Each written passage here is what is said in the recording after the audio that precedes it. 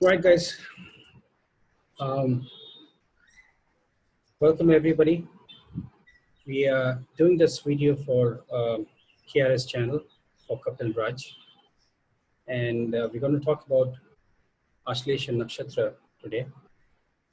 And I said, let me get my research team as well. So we have Eve Mendoza, we have Santip, we have Aditya, who are joining me for this discussion on Ashlesha Nakshatra.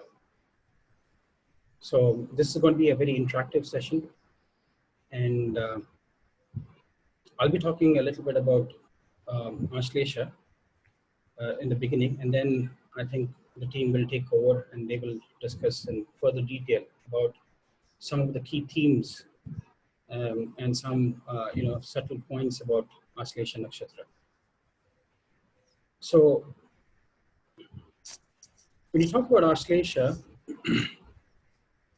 the word Ashlesha comes from this root word called Shlesh.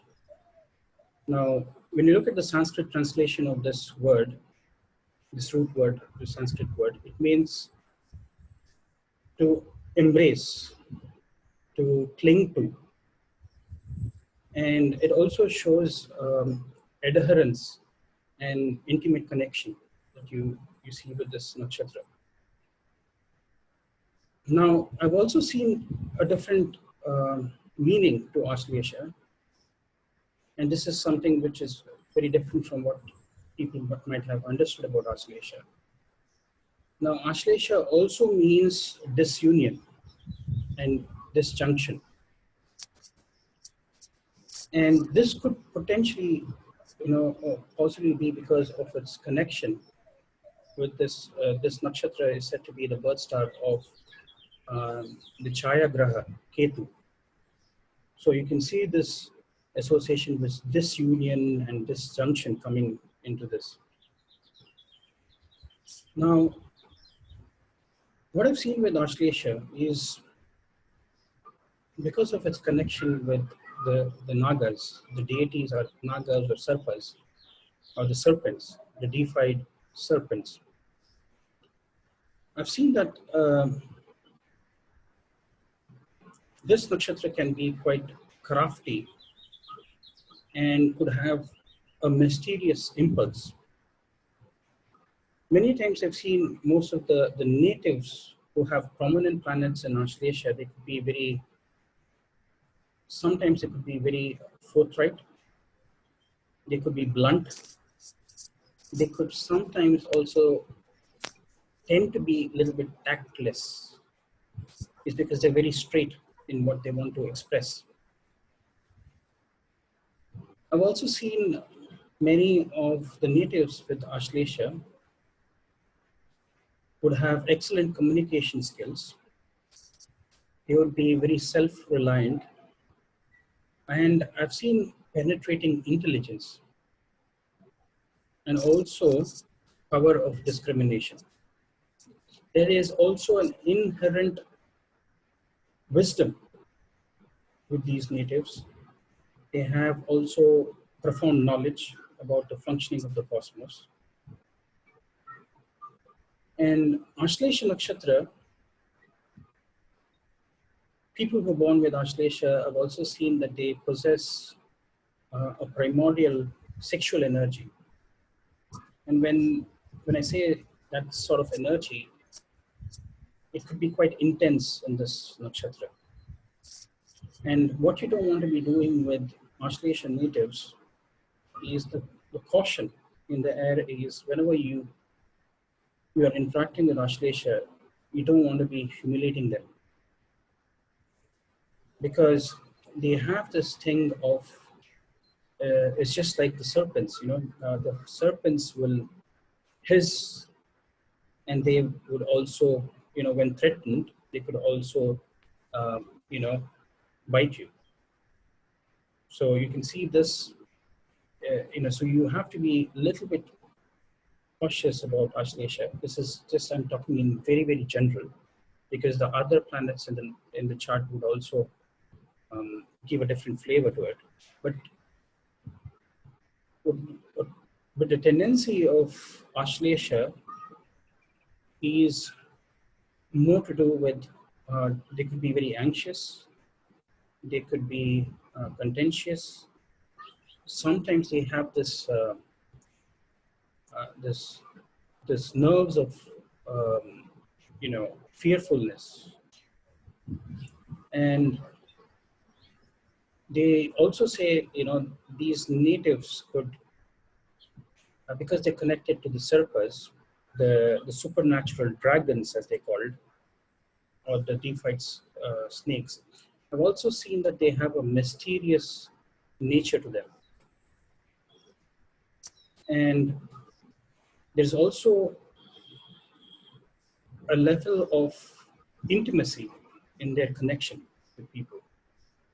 So one of the things that I've seen is some of the themes that I've seen is whenever you shake hands with a very prominent Ashlesha, they will have a very firm grip where they shake hands with you. And you could also see the embrace of an Ashlesha. That's how many times I've seen the way they would express their love to people is by trying to cling to things very, so that is this element of entanglement, entwining.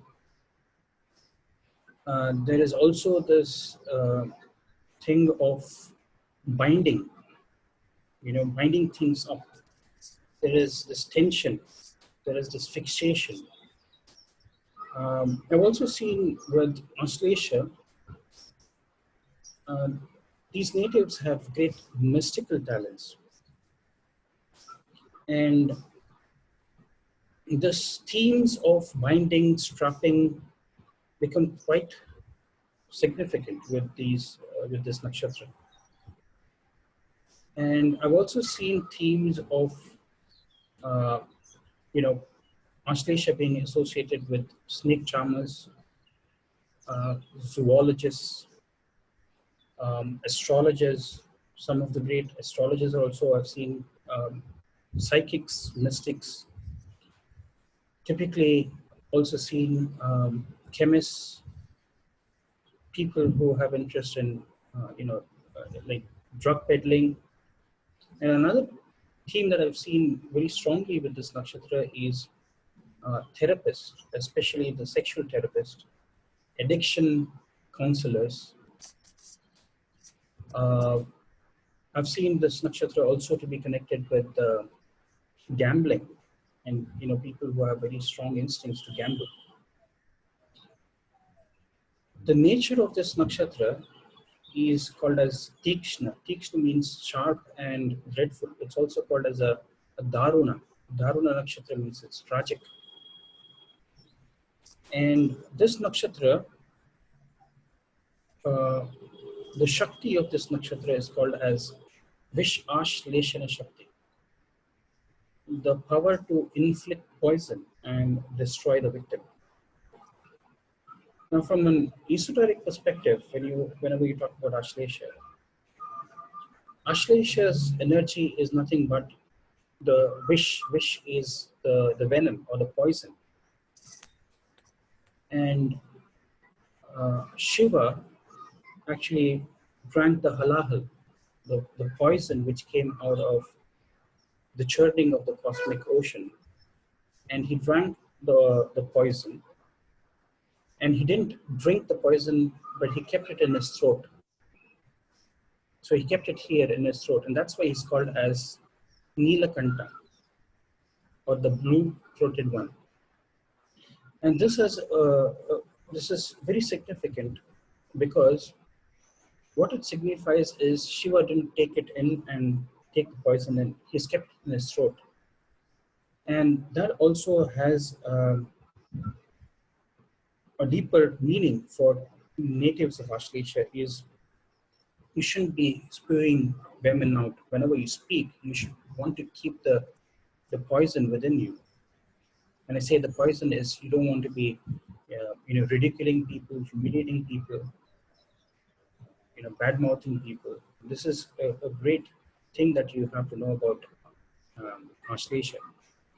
But however, the inherent nature of Ashlesha is they're very straightforward, as I said. And that's why I said they're sometimes very tactless. And Ashlesha Nakshatra also has, as I mentioned, they have great knowledge of occult sciences, medicine, and psychology. And this is a great nakshatra for also bringing spiritual enlightenment and also magical powers. Because what I've seen with these natives of Ashlesha, they could be very intense individuals with hypnotic eyes. And what you see with the serpents is it's believed that the serpents can hypnotize you with their glance and their presence.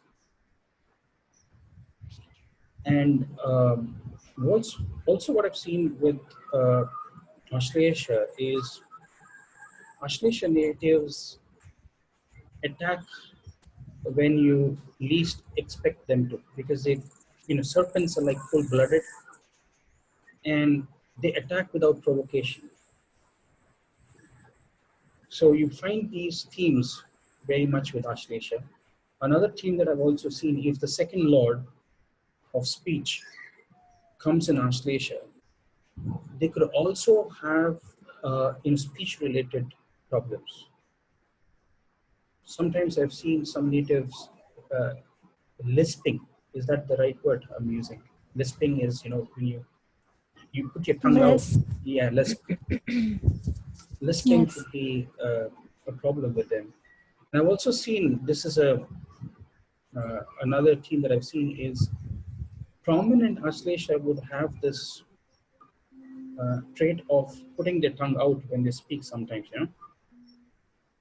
That's just like the serpents,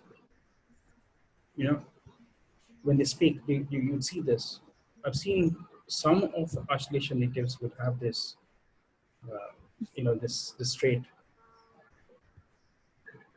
Another theme that I've seen with Ashlesha is they love to remain very grounded. I've seen many Ashleshas when they sleep, you see that they coil themselves up when they sleep, you can see them.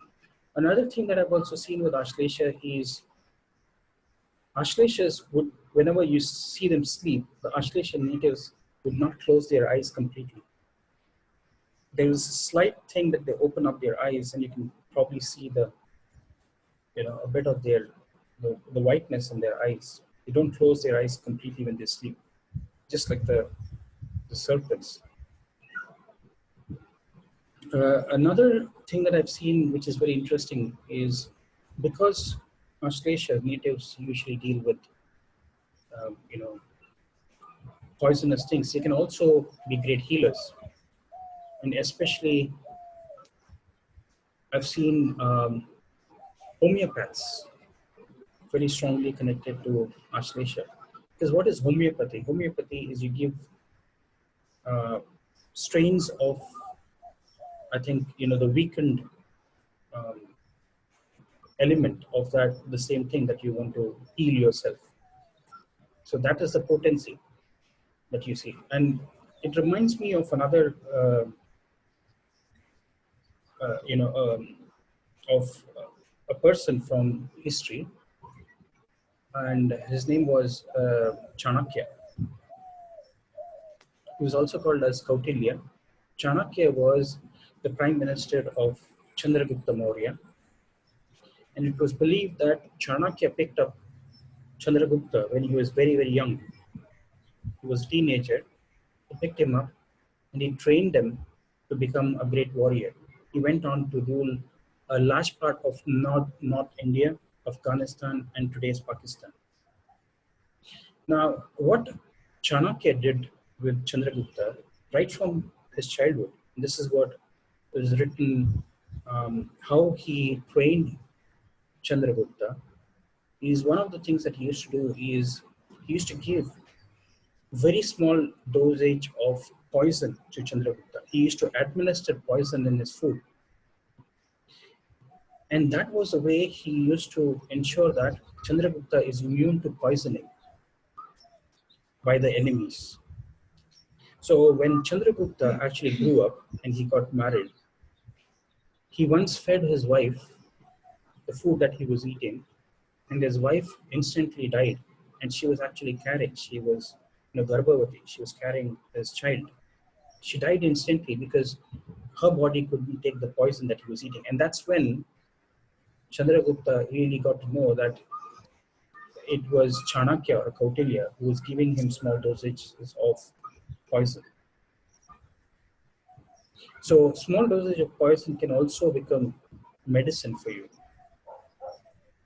And Chanakya was also known to groom a group of spies, especially women, where he used to, when they were young, they were administered small dosages of poison, like snake venom in their food. And when they grew up, they were called as wish kanyas. And wish kanyas were used as spies and also to attack enemies because, they were good in dancing, music, and then they would be unsuspecting because the bite of the wish kanyas would destroy the enemy. So the least that you can expect is you could have a woman coming into your chamber and be a dancer, and then you see that the king or the enemy is killed just by the bite. You'd least expect her to bite you too. Yes, exactly. Wow, this is amazing. Chanakya must have had knowledge of Ashlesha Nakshatra. Absolutely. This is wow. Never heard this. Amazing. So I'm thinking of Madahari as well. Can you come again? What you're saying? Madahari, the spy, she was kind of a double agent. Okay. And she had many grahas in Ashlesha. I believe it's Mars, Jupiter, and maybe another graha, maybe Mercury. Okay. And so she didn't bite anyone, poisons, but she invented her own suit where she looked naked. Oh, and okay. she would imitate these exotic dances, and she would get in with the wealthy in society, and she was a spy. She uses her sensuality for that. She's very magnetic. Yes, yeah. So please continue. I'm listening and I'm thinking, wow. No, this is beautiful because this is exactly the traits of Ashlesha, because the snakes typically shed their skin. And this is a trait of Ashlesha as well. I've seen, some of the charts that you see of people in the adult entertainment industry, yes. supermodels and people would have very strong association with Ashlesha because they feel more comfortable shedding their skin, So this is again a trait of spies, manipulation, hypnotizing, sensuality. All these are very, very strong. There is very mystical energies with this nakshatra. And also this, I think Aditya was mentioning just before we went, we started recording. He said, is there any connection with, the number 7? So this nakshatra, if you think that if you take Kritika nakshatra to be the first nakshatra, I think then this becomes the 7th nakshatra, isn't it? So the number 7 is also a very strong connection I've seen with Ashlesha. 7 and 5 both. 7 and 5. I will be talking about it. You'll be talking about that. Okay, great. I've also seen with Ashlesha nakshatra there is also a feeling of power struggles I've seen with Ashlesha, especially with the near and dear ones. If you have very strong planet, if you have, say, a planet and the karakatva of the planet in Ashlesha, you would probably have a level of power struggle with that native in your life. If it is Mars, then it could be your brother or your siblings.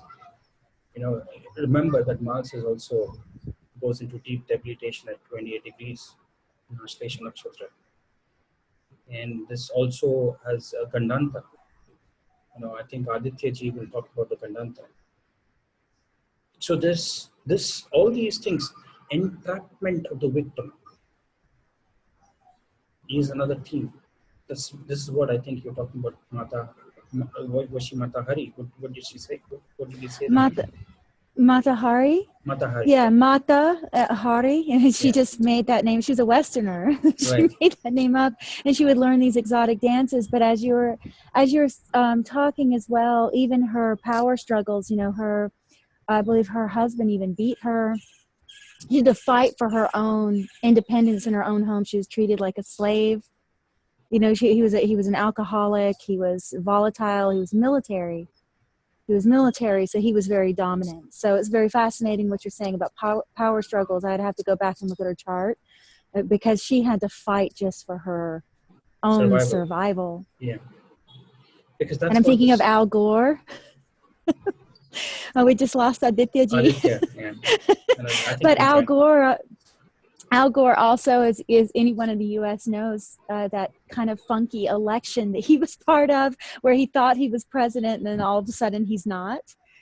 He also has Ashlesha on the Lugna. So it's not his Lugna, but he has Mars and Saturn in Ashlesha. So on the Lugna. So I'm just thinking of people who maybe have to go through a humiliation or go through something even more severe than a humiliation, like Mata Hari being beaten. Gandhiji was even humiliated, correct? And he's the most famous Ashlesha that everyone speaks about. He was also humiliated, and that's actually what inspired him to come and right. So I'm wondering about vengeance too. Vengeance, absolutely. Because Chanakya, it's the vengeance. His father. Right, his father was Chana. He got his name means from Chana, right? Chanakya, because his name was Vishnugupta. Vishnugupta, yes. And then his father was murdered, and it was concealed, right? His father was unjustly murdered because his father was speaking the truth. And so I believe, if I remember right, because Chanakya is one of my favorite. He ran the Greeks out of India, basically. Absolutely. His strategies got the Greeks out of India. No one could get rid of the Greeks at that time. And his strategy was so perfect, and it was so deeply psychological. And he struck at the heart of what they were trying to do, just like Gandhi did. He struck at the heart of the British.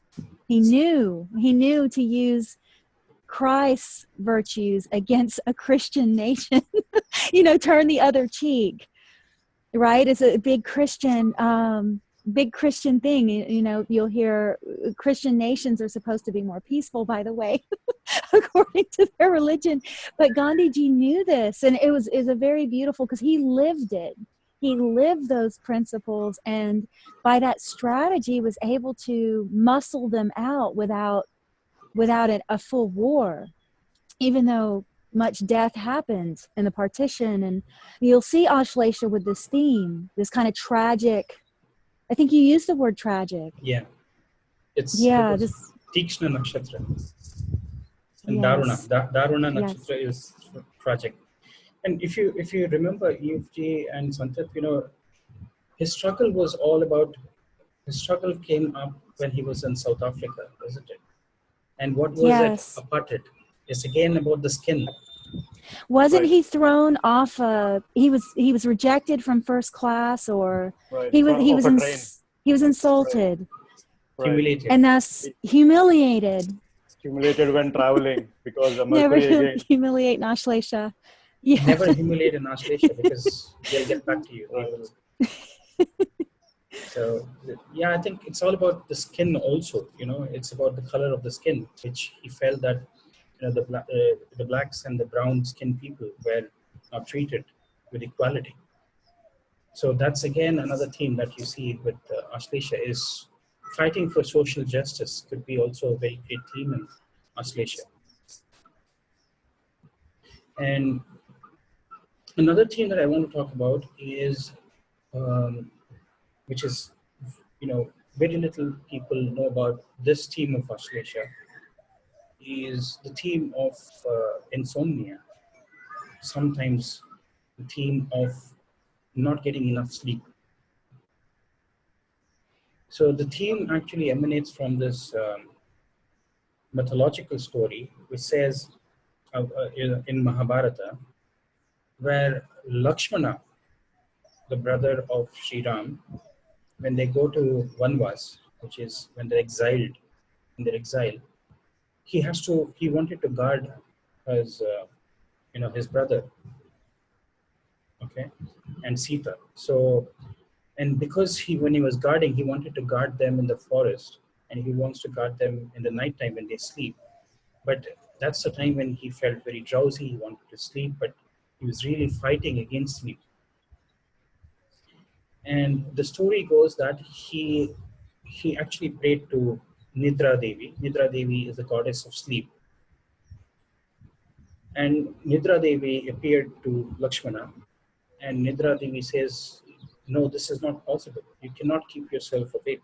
You need to sleep, because you're human.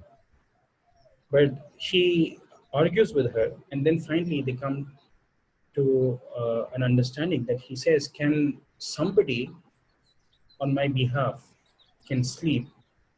Can I trade off my sleep with somebody else? And Nidra Devi says, yes, that is possible. You could probably, trade off your sleep with somebody else. And then what he does is he trades off his sleep with his wife Urmila. And it is believed that Urmila slept throughout the exile, because she was sleeping her part of her sleep, and she was also sleeping for Lakshmana, so that Lakshman could keep vigil, and he could actually, safeguard his brother and his wife, Sita. And because of this, why I'm saying about Lakshmana is Lakshmana and his twin brother, Shatrughna, were born in Ashlesha. It was believed that, Sri Ram was born in Punarvasu, and then the next brother, Bharat, was born in Pushya, and then the twins, Lakshmana and Shatrughna, were born in Ashlesha. And it's very interesting to note that that it was, when the son of Ravana, he actually strikes Lakshmana and Ram with, with Sarpastra, which is, the snake, the venom, and then Lakshmana falls down. And then... Is this Indrajit? Indrajit, yeah. Is this Indrajit? Okay. Or he's also called as Meghnad, I guess. Meghnad, yes. Meghnad is because he was victorious over Indra, and he was also, because he was victorious over Indra, he was called Indrajit. Indrajit. But, yeah, Megha means cloud, and Indra is supposed to be the lord of the cloud. And because he defeated Indra, he was also called as Meghnad. So you can see that he was inflicted with an ultraviolet, poisonous weapon, which, almost brought him. But that is again the element of Ashlesha. Wow, we have him back. Welcome back. Yeah, it was kind of interesting to actually, when Aditya, Yuji was actually talking about powers. So Aditya was actually going through his own version of power struggles. Yeah. Tech power struggles. Yeah. Tech power struggles. Yeah, you're on mute. You're on mute, Aditya. Aditya, you're on mute. Aditya. Okay. Right. Let me unmute him. Yeah, he's unmuted now. He just muted him. Okay. Now we have a storm and power outage and all the frequently internet disruption today, and it's like Rudra energy is very powerful today. I don't know. And huge sound, it's like cloud striking and like lightning striking sounds and all. So from morning it's going on. So new place, new things to experience. Well, Dr. Arjun Paji was just talking about Indrajit and Meghnad, Robin's son, and you're talking about clouds and thunder. Yeah, right. All the themes that we're talking about is what he's experiencing there. Right. Yeah. So probably even Ashlesha natives have their own versions of storms, thunderstorms, struggles, power struggles. Talk about good things. But Money, yeah, wealth. yeah. Dr. Pai, so what would be the good version of these power struggles and whatever we talked about? Betterment of society. Betterment of society. See, this is a great point that you have asked, Santip, is, see, the snakes usually go through a lot of transformation. When they shed their skin, it's indicative of initiation and transformation and rebirth for the snake. See, shedding of the skin, the snake undergoes a period of where physiologically their eyes get clouded. It becomes white. There's a white liquid which comes and it clouds their eyes, and their sight gets severely hindered with the snakes.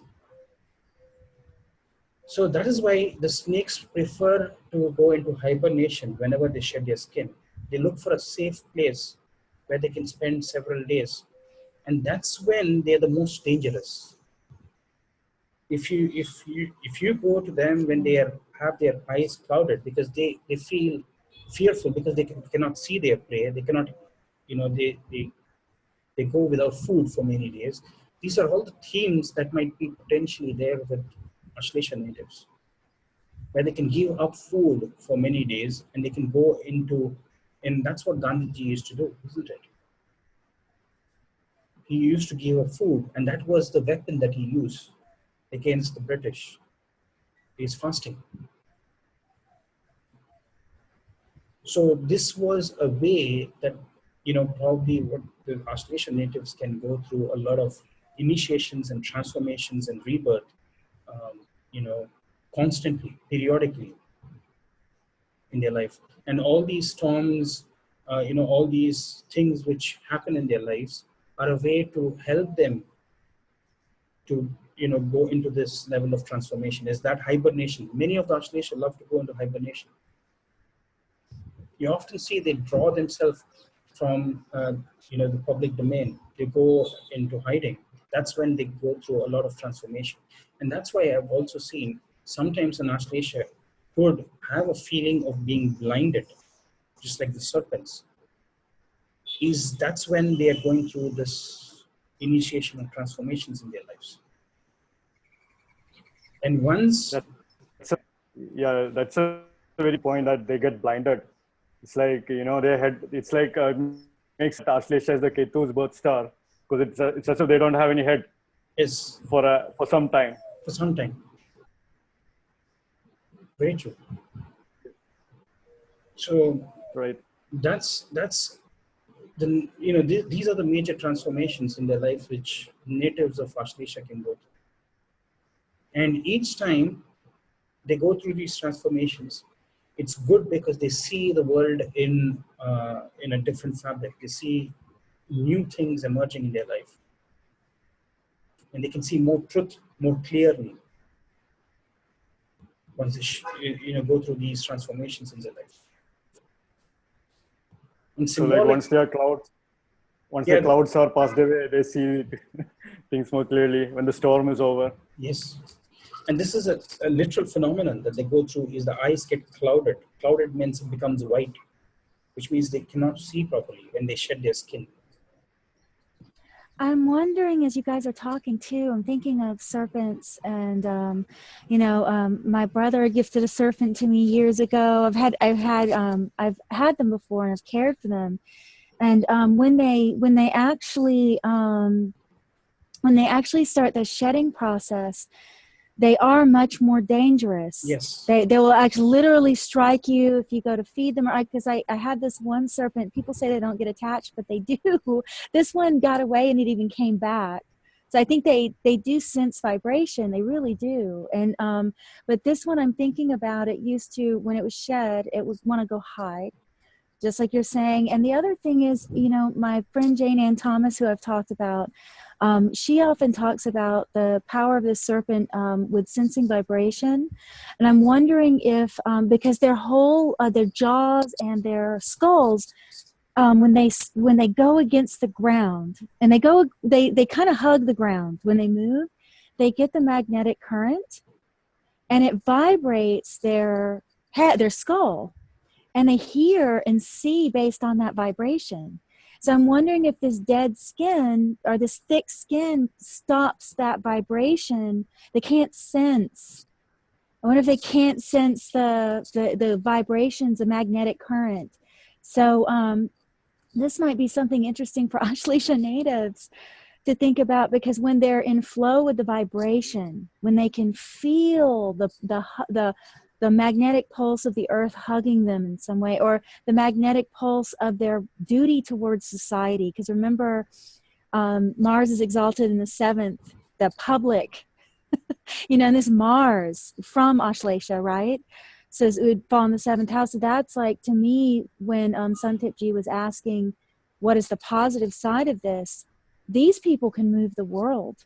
Absolutely. If they sense the vibration, because Mars is how we execute our moral code. So Mars might be debilitated in the 1st, meaning he might debilitate, right, of course, which the character they need to question.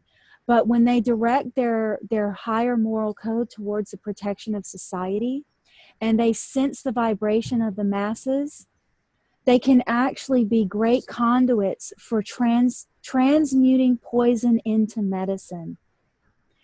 And I have seen this with Ashlesha people. They can take a poisonous situation, and either through diplomatic skill, some of them have great diplomatic skill, like unbelievable diplomatic skill. You won't know that they're even working with you. They're that subtle. And some of them are very frank and blunt. It depends on which graha you have there.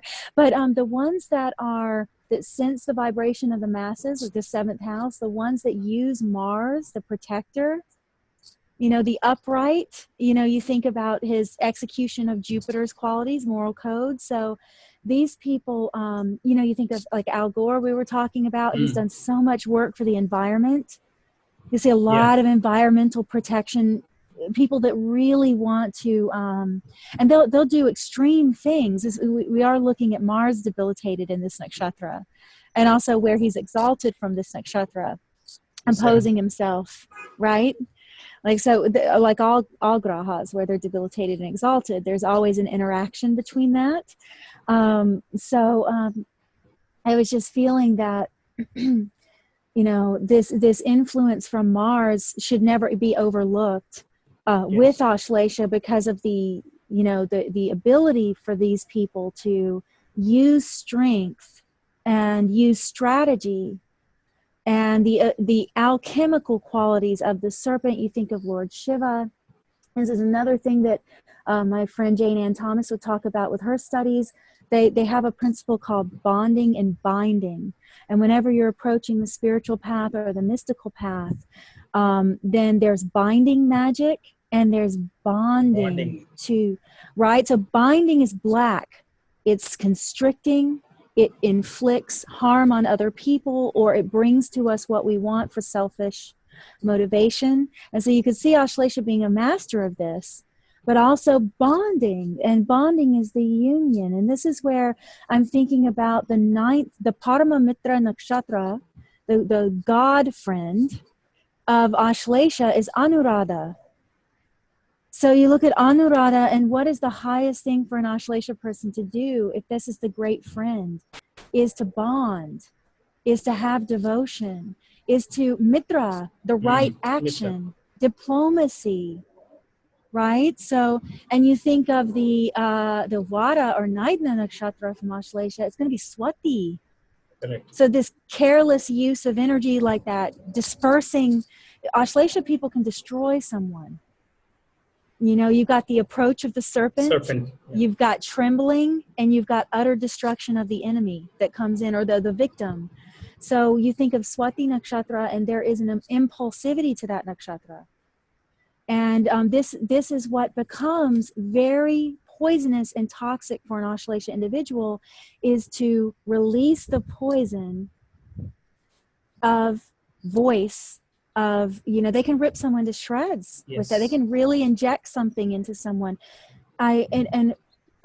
Interestingly enough, when you think of language and the power of creative sound, what we say affects us every day. So we either bond to something, or we bind something, or we distance ourselves. What you were saying about distancing with Lord Ketu, I really found this amazing, because I was thinking, you know, I had talked about this with Ashlesha, like saying it or that, or distancing language where it's not personal, where you can easily exploit something. You can exploit something when you distance yourself from that. So when we bond to something, we use language that's personal. And then when we go to a tree and we say he or she, or we, you know, many languages will have that. They don't say it, you know, older languages specifically, they'll relate to something personally. And it bonds us to the consciousness of that being. Because a tree, a stone, an animal, all of this has life and consciousness. And Ashlesha knows this. Ashlesha people have a responsibility, because they do know that life pervades everything. They do know this. They sense the vibration of the earth, and they do the best when they can be in tune with the bonding process. And if they use their embracing quality to embrace the magnetic current instead of squeeze the life out of something, you know, like people who can just squeeze every bit of energy out of a situation, you know? And it can become even suffocating. You know, this is an imbalanced form of Ashlesha. And they're master strategists though, and they're really good at protection if they master that. And the mantras as well, like speaking of the poison, you could think of an Ashlesha native being a very good person to do protective mantras, or those kavach, yeah. Right? And also the mantras that remove black magic, the removal. Beautiful. Right? You think of that. And then also, I was going to just mention briefly Rishi Arbuda of the Rig Veda, who I want you to tell the story, because he's related to Kadru, which you have a very important story about that. But I just wanted to mention him real quick, because the priests of ancient days, even the gods, would call him out of his hole in the ground. Like you were saying, withdrawal. They would call him out of his hole in the ground to teach them the mantras to say over their squeezing stones, the stones to squeeze out the soma. And they were preparing the soma. And the gods mixed their own rituals with his, and they didn't work anymore. So he had to come back and teach them that, you know, you can't mix these mantras. So I think that was kind of an interesting part of the story to me. But he says, just give me 1 second. I'll be losing out on battery, so let me quickly plug in. Okay. Sorry.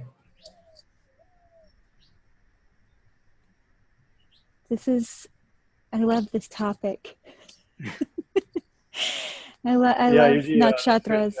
That's a very, the story which you said was very interesting about Arbuda coming out of the hole, really heal the gods. You know, that was, you never expect someone, probably these natives might be like hiding themselves. These are the natural witches who are like hiding themselves in one corner and then probably come out when, you know, hides. Women and men, yeah, it's definitely, absolutely. You get really, so Dr. Arjun Paiji Santipji was just saying, basically thinking about those like shamans or healers or mystics that just come out of the hole, just for that one dharmic purpose, because this is a dharma. This nakshatra is a dharma nakshatra. Are they related to something related to healing and all, Ashlesha natives too? Definitely. I've seen so many healers. I could go down a list of professions, because this nakshatra. It's a good point for my story too, maybe. So. Oh, okay. Oh, yeah, absolutely. So let me finish Arbuda real quick, and then I'll kind of. So with Arbuda, he comes and he teaches them these mantras for their squeezing stones, and after he blesses these stones, they're able to squeeze the soma, the nectar of immortality, out of the preparation So we're drawn back here to medicines and poisons. The ability to, I've seen Aditya Ji, what you're saying is so, I've seen doctors, people who work with medicine specifically, chemists, specifically though, environmental protection. This is very common. People who are really moved by like this poisoning of the water or and you think of the old days, you never built on land without moving the life, if there were serpents, you move them. If there were even bugs in Tibet, they'll still do that. If you even have worms or bugs or anything, you move them. You don't just tear up the ground either. You worship the ground first. And I'm thinking of Mars here, that debilitation of Mars and right. So, but you'll see a lot of this, but you'll see people in various professions, many mystics, like Dr. Arjun Paiji was saying, like these psychics, you've got, Trans-channels, mystics, shamans. Yes, for sure. Because you have like, I've seen many psychologists, actors, performers, people who move the emotions of other people. But a lot of times Ashlesha, if it's only Ashlesha that's dominant, it won't have the humor. It needs to have something else. It can be a very serious sign, but when it's combined with other things, it can become quite the comedian. I've seen this. It's very interesting, but it's usually the kind of comedian that will pick other people apart. So they have to watch out for that, like that, just being able to rip on people, they have that kind of natural wit because they're real clever. You'll see thieves, people that are very successful con artists. This is one of those negative sides of it. But this is something that's very interesting about Ashlesha because it has that strong protection of Dharma within it, and it knows what's right for society, but it still has a little bit of that trickery. And if they use, craftiness. And if they use it right though, because even a shadow can be used to protect Dharma. So if they use that right, if they use that manipulative ability, which I would call the art of persuasion, the art of, if they use that, and even if it's a woman, if they use their sensuality in this way, like I was thinking when you were talking about the Vishkanyas, I was also thinking about what's her name? Rabia of Basra. Do you know her story? No. Rabia, she was a Sufi or maybe Muslim, maybe it was back in the Mughal times, and she was in the Middle East, and she was a prostitute. But she was the most beautiful woman in the land, but she was very devout. See, this is that Parama Mitra Nakshatra, the Anuradha. So she was very devout. She would do her prayers all the time. She would do her prayers no matter what. And it eventually got to the point where men would come to see her beauty and her prayers, and they wouldn't touch her. They didn't want to exploit her. So this is that protective ability of Ashlesha. You can turn it within by not exploiting yourself, not exploiting others, and by focusing on those qualities of Anuradha, which is also what Aditya Ji was saying, going into mysteries. Ashlesha shines going into mysteries. It's beautiful to me. Because that reminds me, Evji, of the story of Rishi Astika. Have you heard of Rishi Astika? Now, you were just talking, yes. Yeah. So Rishi Astika was supposed to be was the son of a rishi, a Hindu rishi called as Jagat Karu.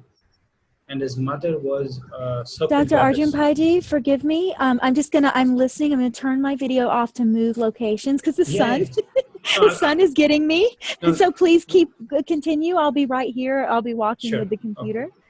Okay. Dr. Pai, I'm just curious if the sun is going to be shining the story. Sorry, I'm just curious.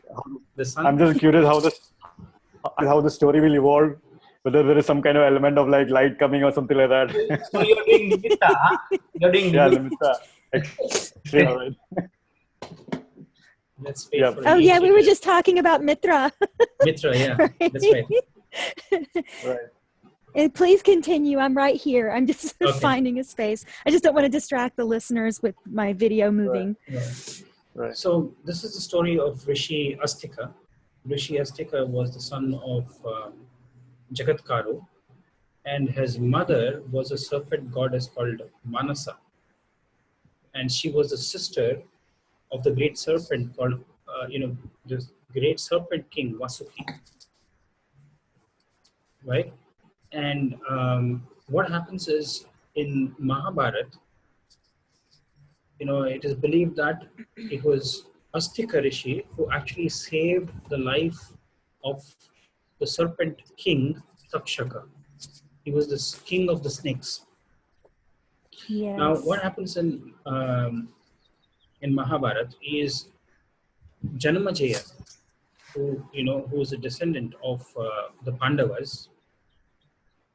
Janamajaya, the king Janamajaya, he organizes a snake sacrifice called as Sarpa Sastra.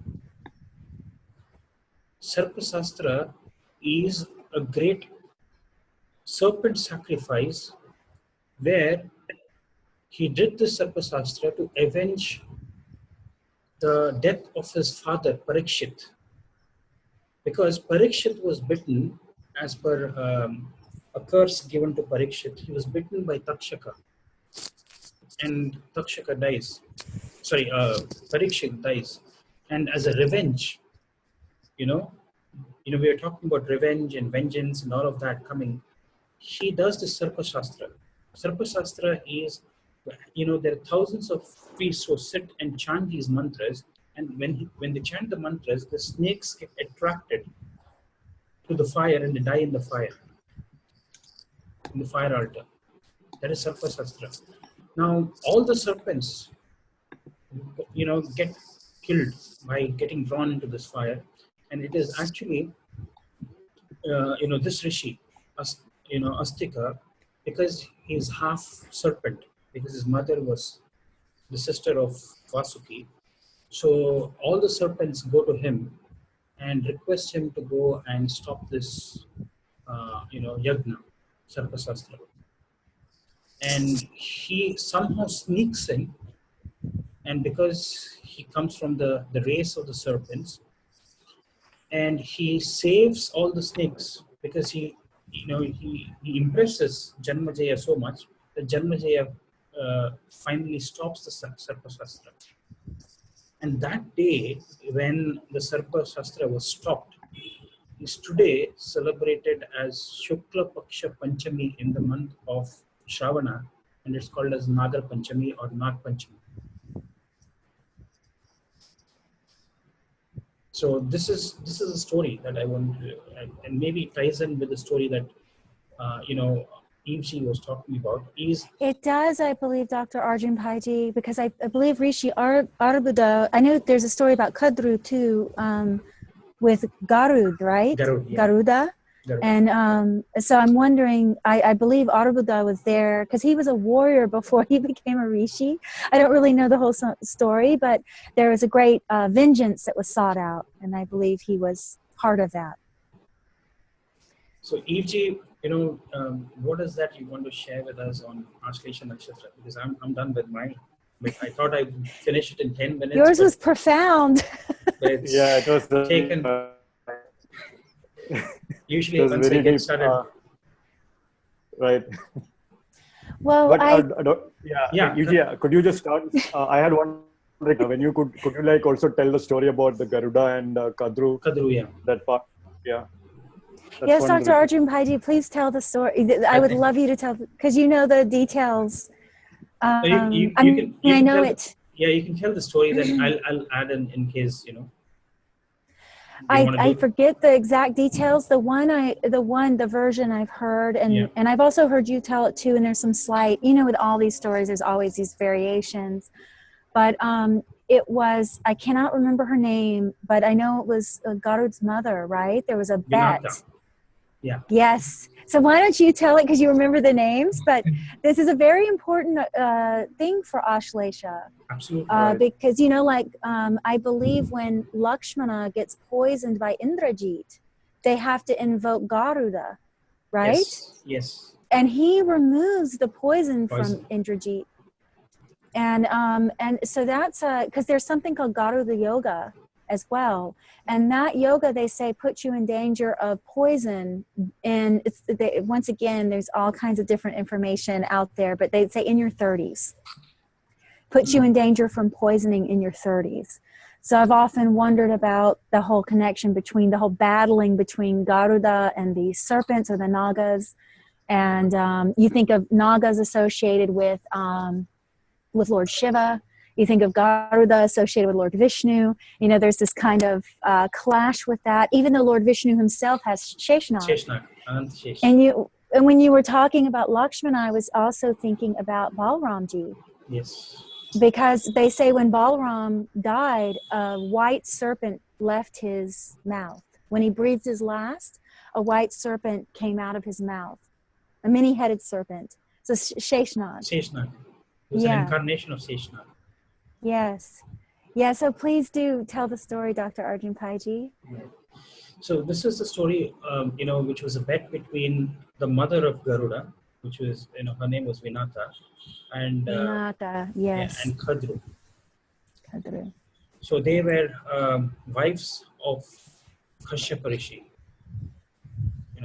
Rishi Kashyapa and his wives. He had many wives, and Kadru and Vinata, they had a bet. That they had a bet to know about the color of the tail of a celestial horse. This is the version that I have heard of. There might be other versions as well. So the bet was, Vinata said the tail of the celestial horse was white in color, and Kadru said that it was black in color. And the bet was whoever loses would become, they would be enslaved. The one who loses the bet would be enslaved by the other.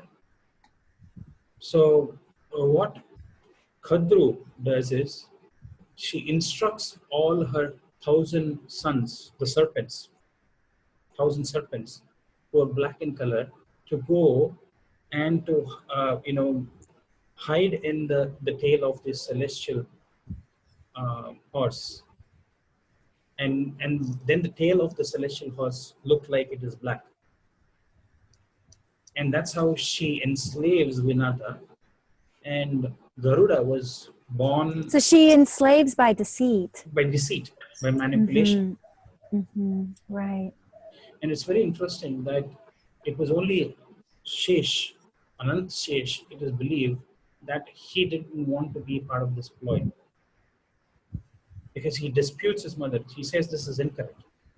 And he leaves the family because he doesn't want to be part of this ploy. And when Garuda finds out about how his mother was enslaved by his, half-mother, that's when, Garuda becomes the enemies of the Nagas. It's because of how his mother was enslaved and he was born into slavery. He and his mother. I mean, he was born into slavery. That's the concept of deceit, treachery, and all. Exactly, treachery, deceit, all of that. These are the common themes that you see coming out with Ashlesha. Also enslavement, feeling enslaved. Enslaved, exactly. Right, like Entrapped. the Matahari woman who was basically held by her husband and beat and had to go through these serious... And that's fascinating because you look at the power to deceive or to conceal, and you look at Matahari, she had both Shata, Bishak, and Ashlesha. So I always look for themes, So it's a big theme right there. It's a big theme because they're both concealing nakshatras, both of them. They both deal with nagas. They both deal with mysteries. So, her whole life was about concealment. Her whole life. And this can either be something that becomes medicinal for a person and protects them and protects others, or something that potentially becomes very volatile and poisonous.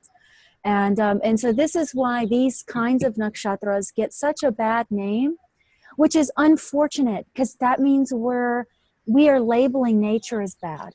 When we do that, we're labeling nature as bad, and we're moving further away from Atma. We're moving farther away from the true essence of reality, of truth. So this nakshatra, I find as you're talking about it, I even feel the great compassion that could exist in this nakshatra. Someone who, like you think of Gandhiji, someone who, or Chanakya, I almost would be convinced he must have some, especially the protective role and, you know, national security. You think of the fourth house with Cancer and with where Ashlesha is, actually intelligence. You know, like that hidden intelligence that's part of national security. People who are dealing with detailed analysis and intelligence that's very sensitive, that could become very volatile if it was known by the public. So there could be deeper responsibility with this nakshatra to swallow its own poison, or, you know, or to make these hard decisions where, you know, I'm just thinking that as you're talking. Yeah, it's interesting you pointed to the, so isn't that where Shivji held his poison when he was drinking the halahal? Yeah. Yes, the throat. So the throat, yeah. Yeah, the throat. And you think of the throat, it's, I often say this, but we don't realize what a miracle the voice is. Just everything that comes together to create a voice or shape a word. But not only that, the neck connects the body with the head. So you think of why Shiva carried the poison here, between the two. He carried it at the junction point. Gandanta. Right? The gandanta Right. point, the junction point. And it not only does it show the power of creative speech, you think of from Pushya Nakshatra, Ashlesha becomes a Sampat Nakshatra. It becomes the second nakshatra, something very positive for Pushya Nakshatra. And the reason I'm saying Pushya, of course, is because of the connection with divine speech.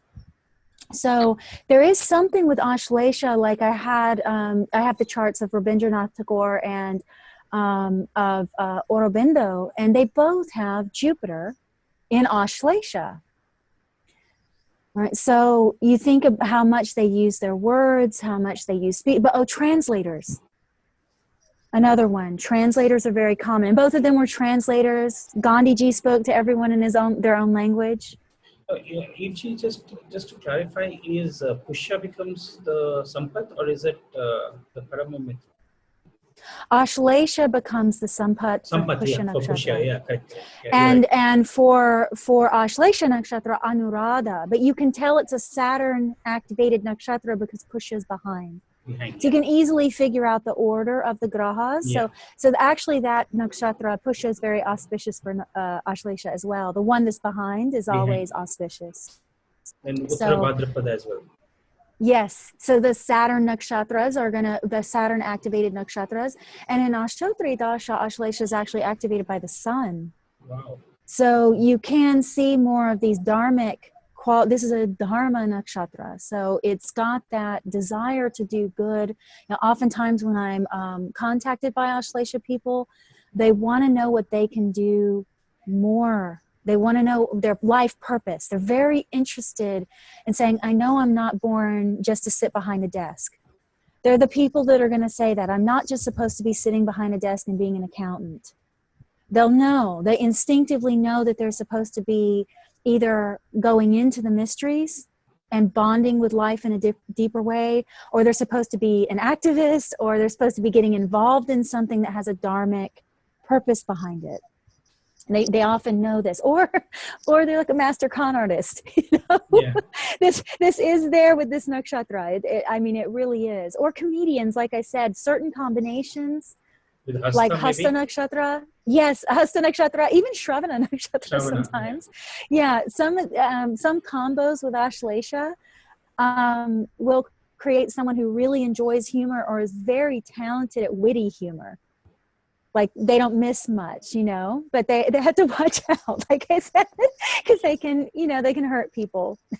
Their words. Is it sarcastic humor that they are? Sarcastic, yes, sarcasm, which our ancient people thought was infernal, by the way. They thought sarcasm was infernal.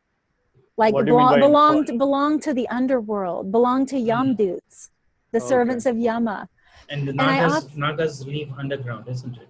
Yes, they dwell underground. So I think that's fascinating because there is a part of sarcasm and humor that you find that can get a little dark. Yeah. And I'm thinking of dark humor, like with Ashlesha and with certain nakshatras, like this kind of black humor. It's part of nature. The ability to laugh at difficult things, the ability to find joy even in something that may be horrific, or something that may be very hard. The person can maybe have a jovial or a kind of a humorous attitude towards that other people could misunderstand. So that's I have seen that with this nakshatra, that it's a little bit it's different than other people. Like they'll feel different if they're in a group of people. They'll feel a little different. I've always noticed too that they're excellent when you say healers. They're excellent at, just like Danishta is excellent sensing the pulse. Ashlesha people are excellent at knowing what everyone in the room is feeling. The vibrations. They'll know what everyone, they'll know just by like subtle facial expressions. Like there'll be my clients that sit in front of me and they'll say, are you okay? Or, you've got to have something with one of the Nagas to know that, like Shatabishak or Ashlesha, or, one of these signs that knows when you're trying to conceal. So Ashlesha people also don't like fake. Now, you have something about plastic you should talk about, because that part is true, like makeup and masks, yes. and that you talk about, Dr. Arjun Paiji, that's very true. Like disguise, liking disguise and things it may be. But there is a side of this nakshatra also that really dislikes false emotion. Really dislikes it. You'll see some Ashlesha people when they're in a room with a bunch of people, they don't like small talk. Unless they're trying to sell you something. But they really don't like small talk a lot of the times, and some of them can even be quite shy. Some of them can even be quite shy, which we don't often consider for Ashlesha, because the main thing I hear about it is that it is forthright, or that it can be harsh in its delivery of words, which is very true, or it can be overly diplomatic, overly accommodating, because it's trying to disguise that it feels uncomfortable, like social anxiety. People that have social anxiety, they may have one of the Nagas, Naga Nakshatra is really pronounced. But this, with Ashlesha, I have noticed some people that are just constantly shy. They don't want to come out of the ground. Even if they're in a public setting, they're really more comfortable in like the background. But then you get your Raj Kapoors and people like that. They clearly aren't shy. So you have to look at the rest of the chart. But this nakshatra can have that effect if like you get it with Uttara Bhadrapada, and you get it with other nakshatras that may feel more comfortable going inward.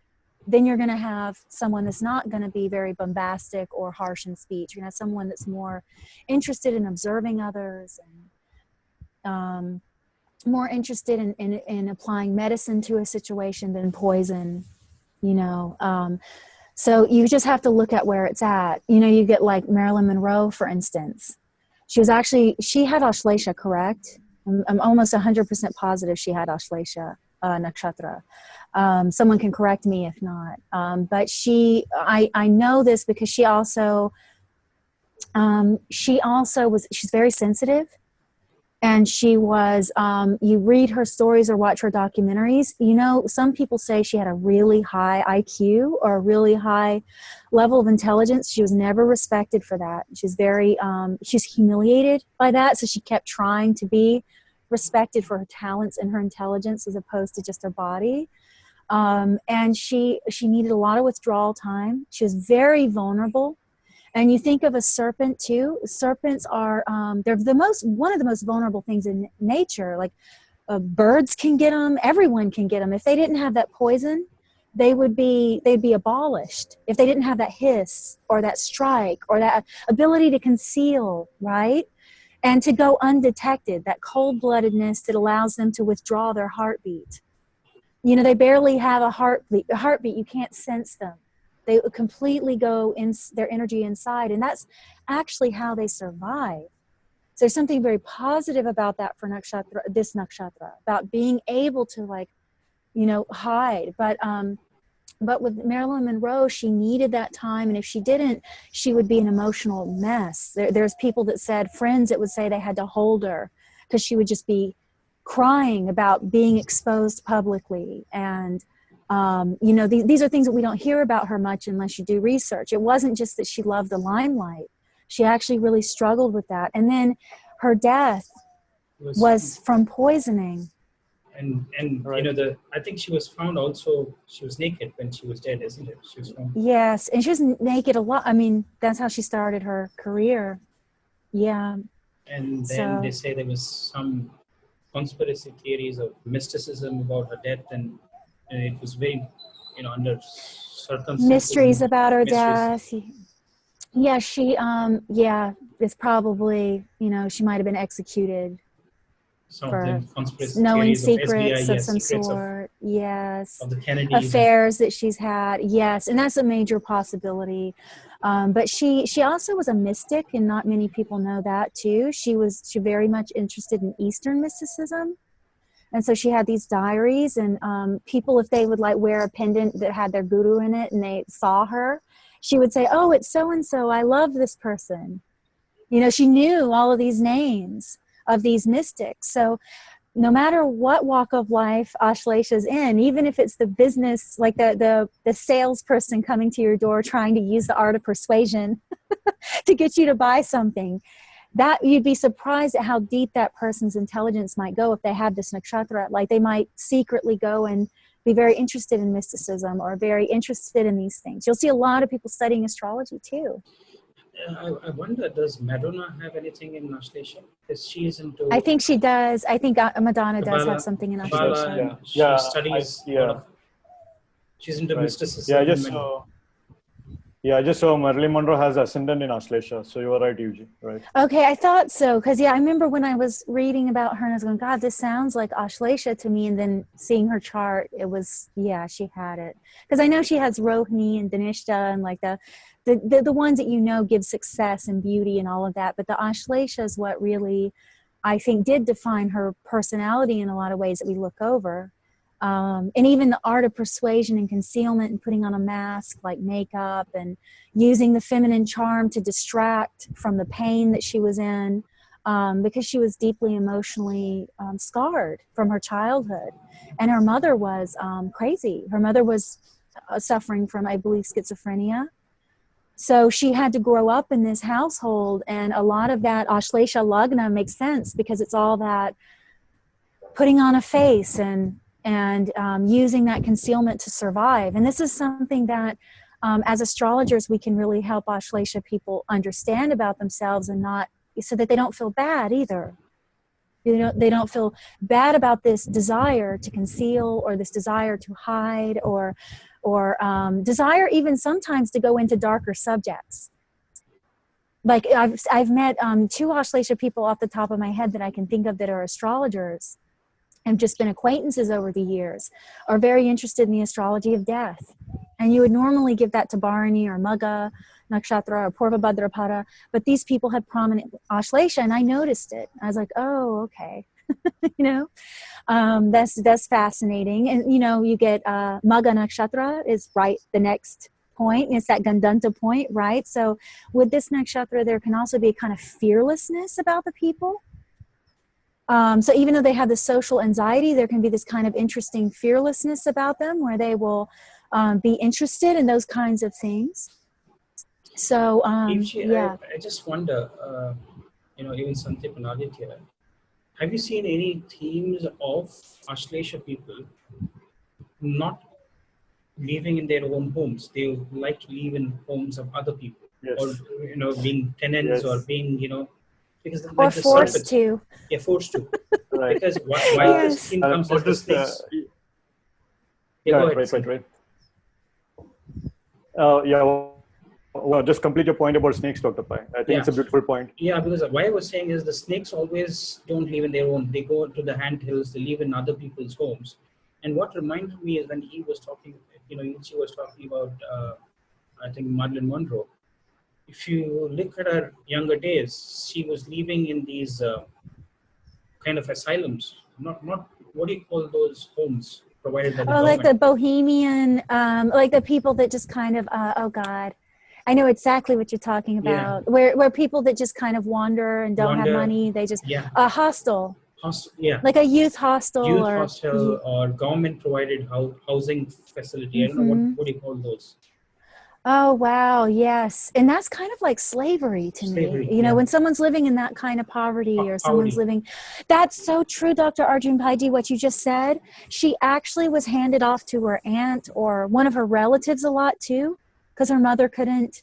She was kind of handed off and had to live various places. And she would stay with friends too that would care for her.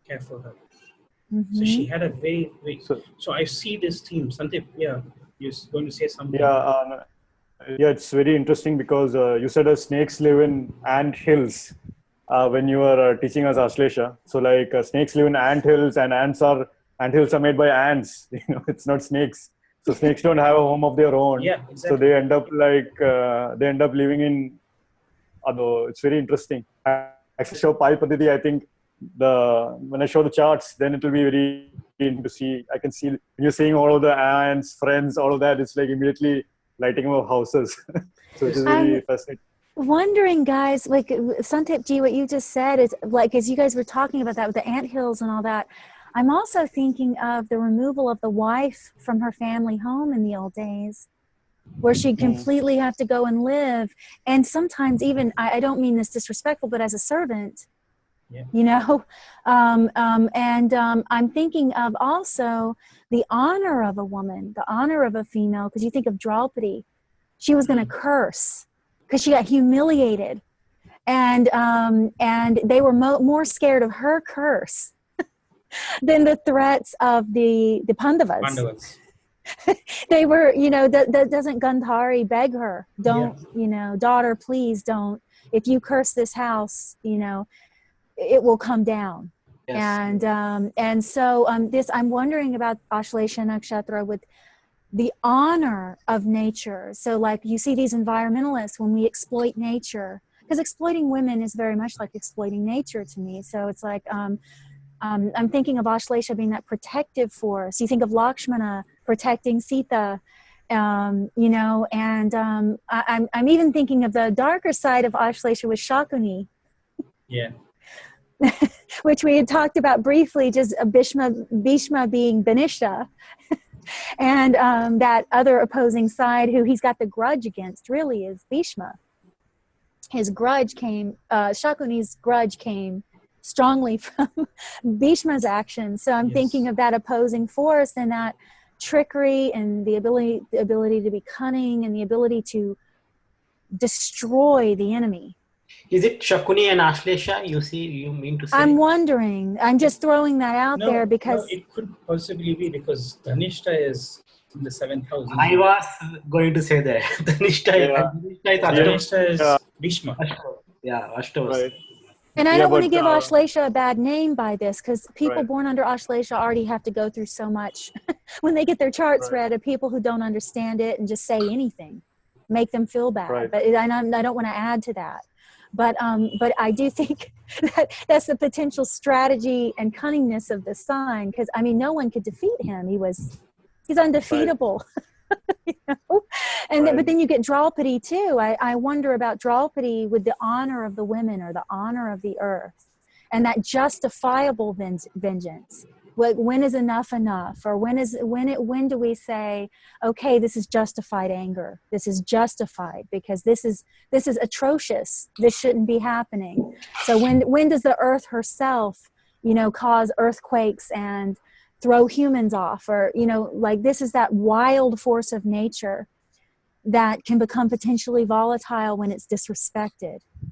So that might be what Ashlesha people are living with when they feel that way when they're disrespected. It's just that natural, like a serpent, they have no other protection other than their mouth. You know, or boa constrictors, they're strangling too. Their weight. Right. So there's two kinds. Yeah, the anacondas, the pythons, they strangle you too. Right, and they're heavy and they're all muscle and they just crush and that the clinging. Didn't you say something about the muscle, the connective tissue? Yes, connective tissue. It's actually Shleshaka Kapha, right? Shleshika.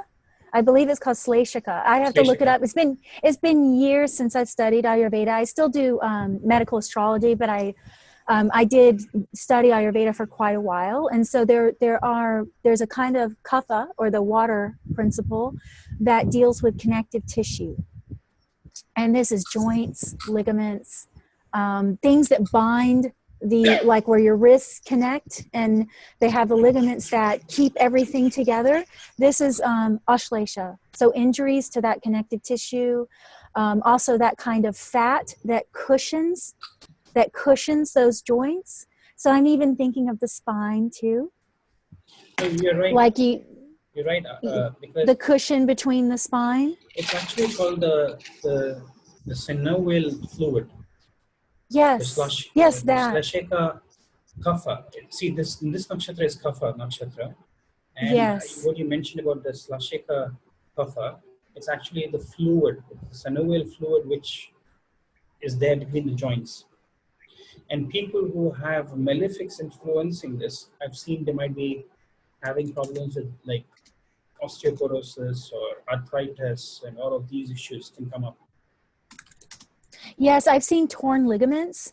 Torn ligaments. Like people, they'll go into sports and all of a sudden they'll tear like their ankle, or they'll stretch out the ligament or something. The connective tissues are really important for Ashlesha.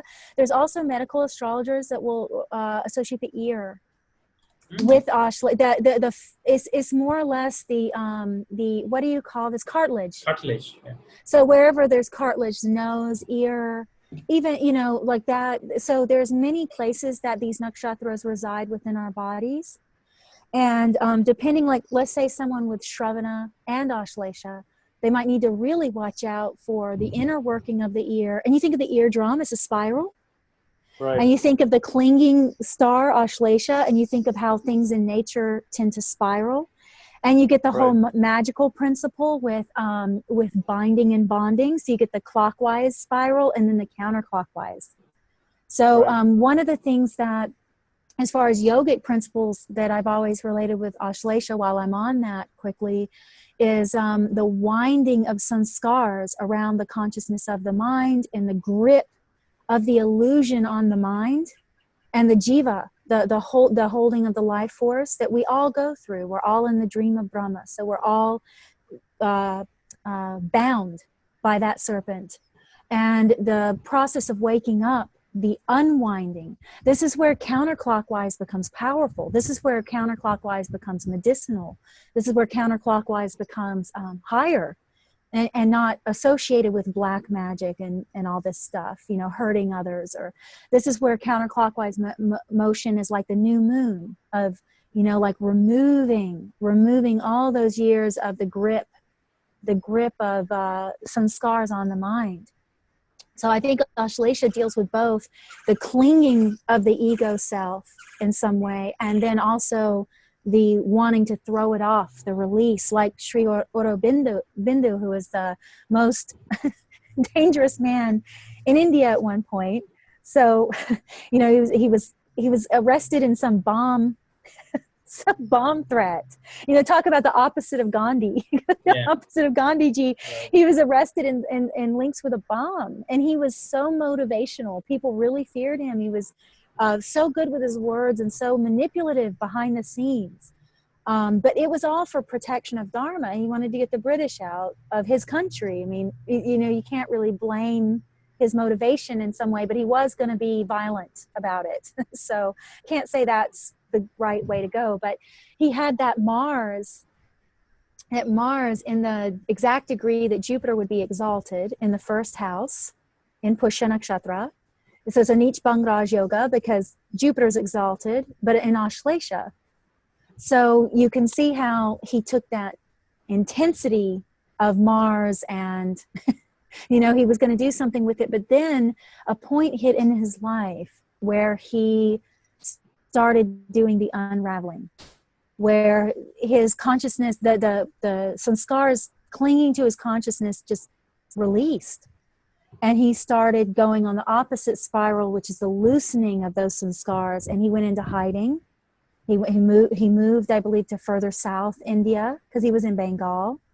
And that's where he opened his ashram, and he became a translator, you know, of Sanskrit texts. And some of his insights are so profound about, you know, he had an integral yoga. He had an integral system of yoga that he came up with. And then you think about Rabindranath Tagore. Rabindranath Tagore, same thing. He had Jupiter and Ashlesha in the 5th house. And his ability to speak, to motivate, to inspire was unparalleled. Everyone that knew him said that. It was unparalleled. He was a master musician. He was, you know, to talk about Ashlesha as far as being able to use that art of persuasion or the magnetism, hypnotism. So he was a dramatist. He was born into a family that had a rich background, both spiritually and artistically. So, but you see this Ashlesha Nakshatra in him, his deep understanding of human psychology. Like if you read his short stories and his writings, not only his poetry, but you'll see that Ashlesha quality come out very strong between his understanding of the bondage of women in India at that time. He's very focused on that. If you've ever read any of his works about like the widows, the atrocities that happen to widows, and the intricacies of human relations, things like that. So there's other things in his chart that would create that, but Ashlesha is helpful. Having that powerful Jupiter there, it helped him understand human psychology and social rights, human rights. That's really beautiful what you said about it. Yeah, that's very, very deep. Very deep. There's one more thing that I wanted to, which came to my mind, is when I was discussing about Ashlesha with an astrologer from my town. He had a research. He showed me maybe 20, 30 charts. And he says that when he found that there were some malefic influences on Ashlesha, and this, I don't know whether that applies to many people, but he says the charts that he had collated from that part of the, that part of the country, it was very specific, he says, is they had curses of serpents. And when they or had, blessings. Or blessings. Yeah, This or was, blessing. Yeah, this specific work region. both ways. It was not, that's why I'm saying this is very specific to a particular region. Especially, Oh, wow. Yeah, because it's called the Konkan Belt. It's from Mumbai going down to Kerala in India. That stretch, the west coast of India, is where he says the serpents were worshipped. And if the ancestors had worshipped and then they had discontinued, he says one of the themes that he has seen with people who have problems with Ashlesha Nakshatra is problems with their nails.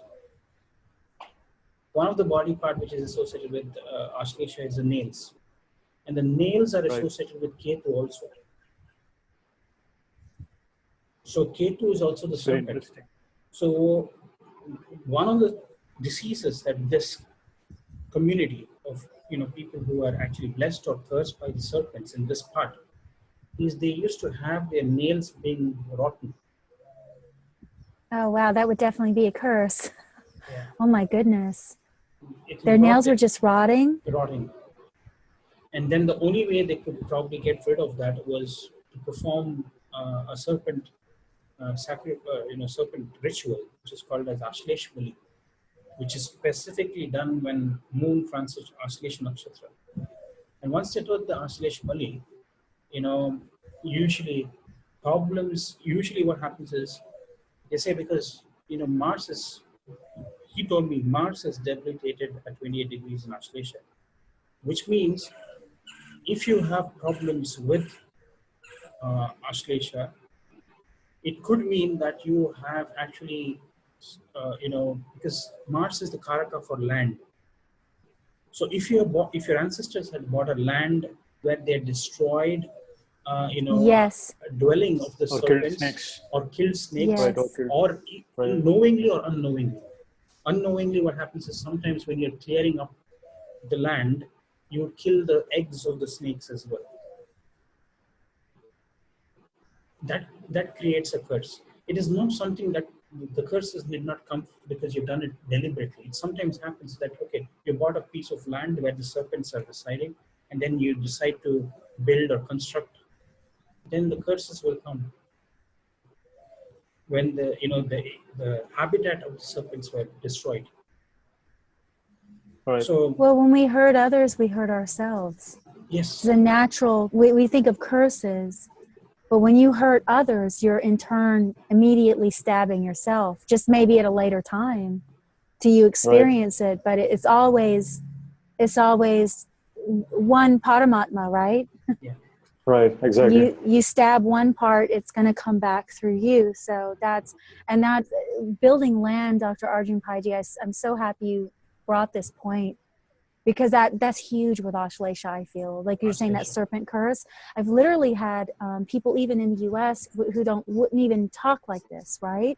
Some people that wouldn't even understand this come and say that they think they have a curse from a serpent, or they think they've had a dream about, and I'll ask them if they had a family that was involved in development. And I have heard yes many times, like the people that have this experience, people that are involved in development and construction and things of that nature. And that comes from killing all kinds of things. They kill birds, but the serpents are somehow very much involved. It's not only killing their own kind, but I feel the serpents somehow become the protectors of the land. yeah. So anything you kill and uproot, think about the trees they just pull up, and we don't think about this stuff, and this is something important to think about. We should consider it. At least consider it. If you decide it's wrong, then that's fine, but at least consider. Absolutely. I think and what this astrologer told me is, at least in Hindu mythology and in Hindu rituals, what we do, the serpents get the same rituals that you do for the human beings, which means, the final rites that you give to human beings after death is the same. That is true. It's the same thing exactly that you do for the serpents. Yes. There's no Yes. difference. Really? Yes. Yeah, yeah. Wow. They're the only beings that you give the same respect as a human. Correct. Because, it's believed that serpents, they can shape shift, and they are the only, they can take human form as well. At least our mythology speaks that it's only the serpent who can take human form. I think Aditya will touch about it on, when he's going to talk about, is it Nagin? What do you call it? Nagini. Nagini. Nagini, right? Right. Nagin, yeah. Nagins. Nagin, yeah. Nagins No, are it's true. feminine serpents. Mythology. What happened in my family, I should say, this experience, long time forefathers. So there was the snake was killed in the home. I don't know whether I don't know. It was 3-4 generations back, so I don't know exactly. But from that time onwards, the financial status went down.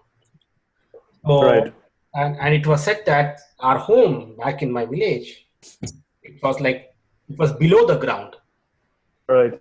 And it was I don't know, it went automatically or what it happened, and it was indication of lower financial poverty. Right. Snakes are associated, killing of snakes and all associated with incoming of poverty or something like that. And then I also support your point of snakes has to be cremated, like they are given the same respect as you said. So they are cremated just like humans, doing all the final rites. So I have my father saying that. The same mantras that you recite is the same mantras that you recite for the snakes. And they also, my father used to say that they used to keep a coin, like money, 25 paise, 50 paise at that time. This is like 20-25 years back, like putting when they made it. I don't know what was the meaning, but I heard. But now when you said that, I could link that. Wow. Yeah. Dr. Pai, let me just interject there. Let me just talk a little bit about snakes and homes. Because go ahead, one of the first question I ask an Ashlesha native is, has at any point had a snake enter your home? Out of 9 out of 10 times, they will say that this in some instance. And then usually, and I was actually talking with a Vastu guy, and he was actually saying that the snakes are actually messengers of gods. They are sending snakes. The gods are actually sending snakes as a test to see how you will treat the messenger of God. And if you kill the kill the snake, it's like you are disrespecting the messenger. You know, it's like war with the gods. You know, literally. So, and because of that, so there are many snake temples along Kerala, and snake temples or snake shrines are really with great power and immense wealth. So there may be like a small snake shrine with an extremely wild forest around it. Family will be immensely wealthy, and it's like it's huge. And many times they have jewelry, like traditional ornaments, gold jewelry that is associated with snakes and these families. And actually, there is one famous temple in Kerala which is called Mand. You know, supposedly a woman to a snake, and supposedly that woman is the main priestess. I will talk about.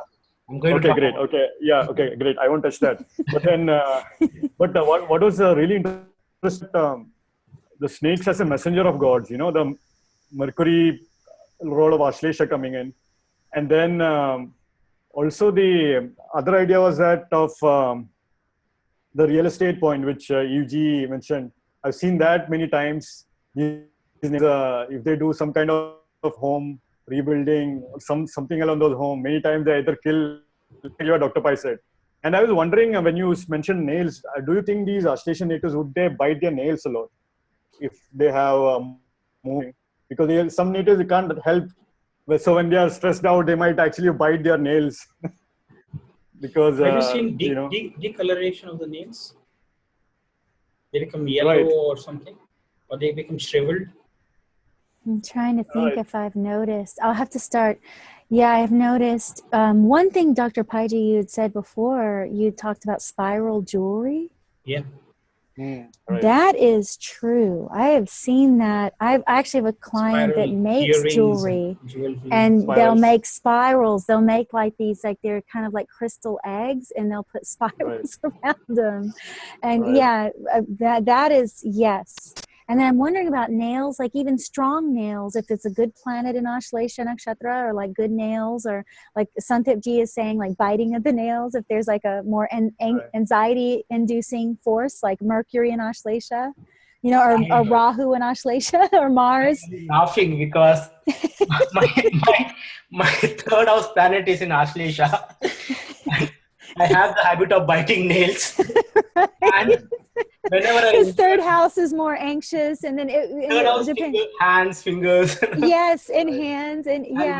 My nails are really poisonous, because I remember as a child when somebody used to tease me, I just used to it used to scratch someone, like not literally, but sometimes they will run away, so it used to scratch, and then they will have a infection. That's cat.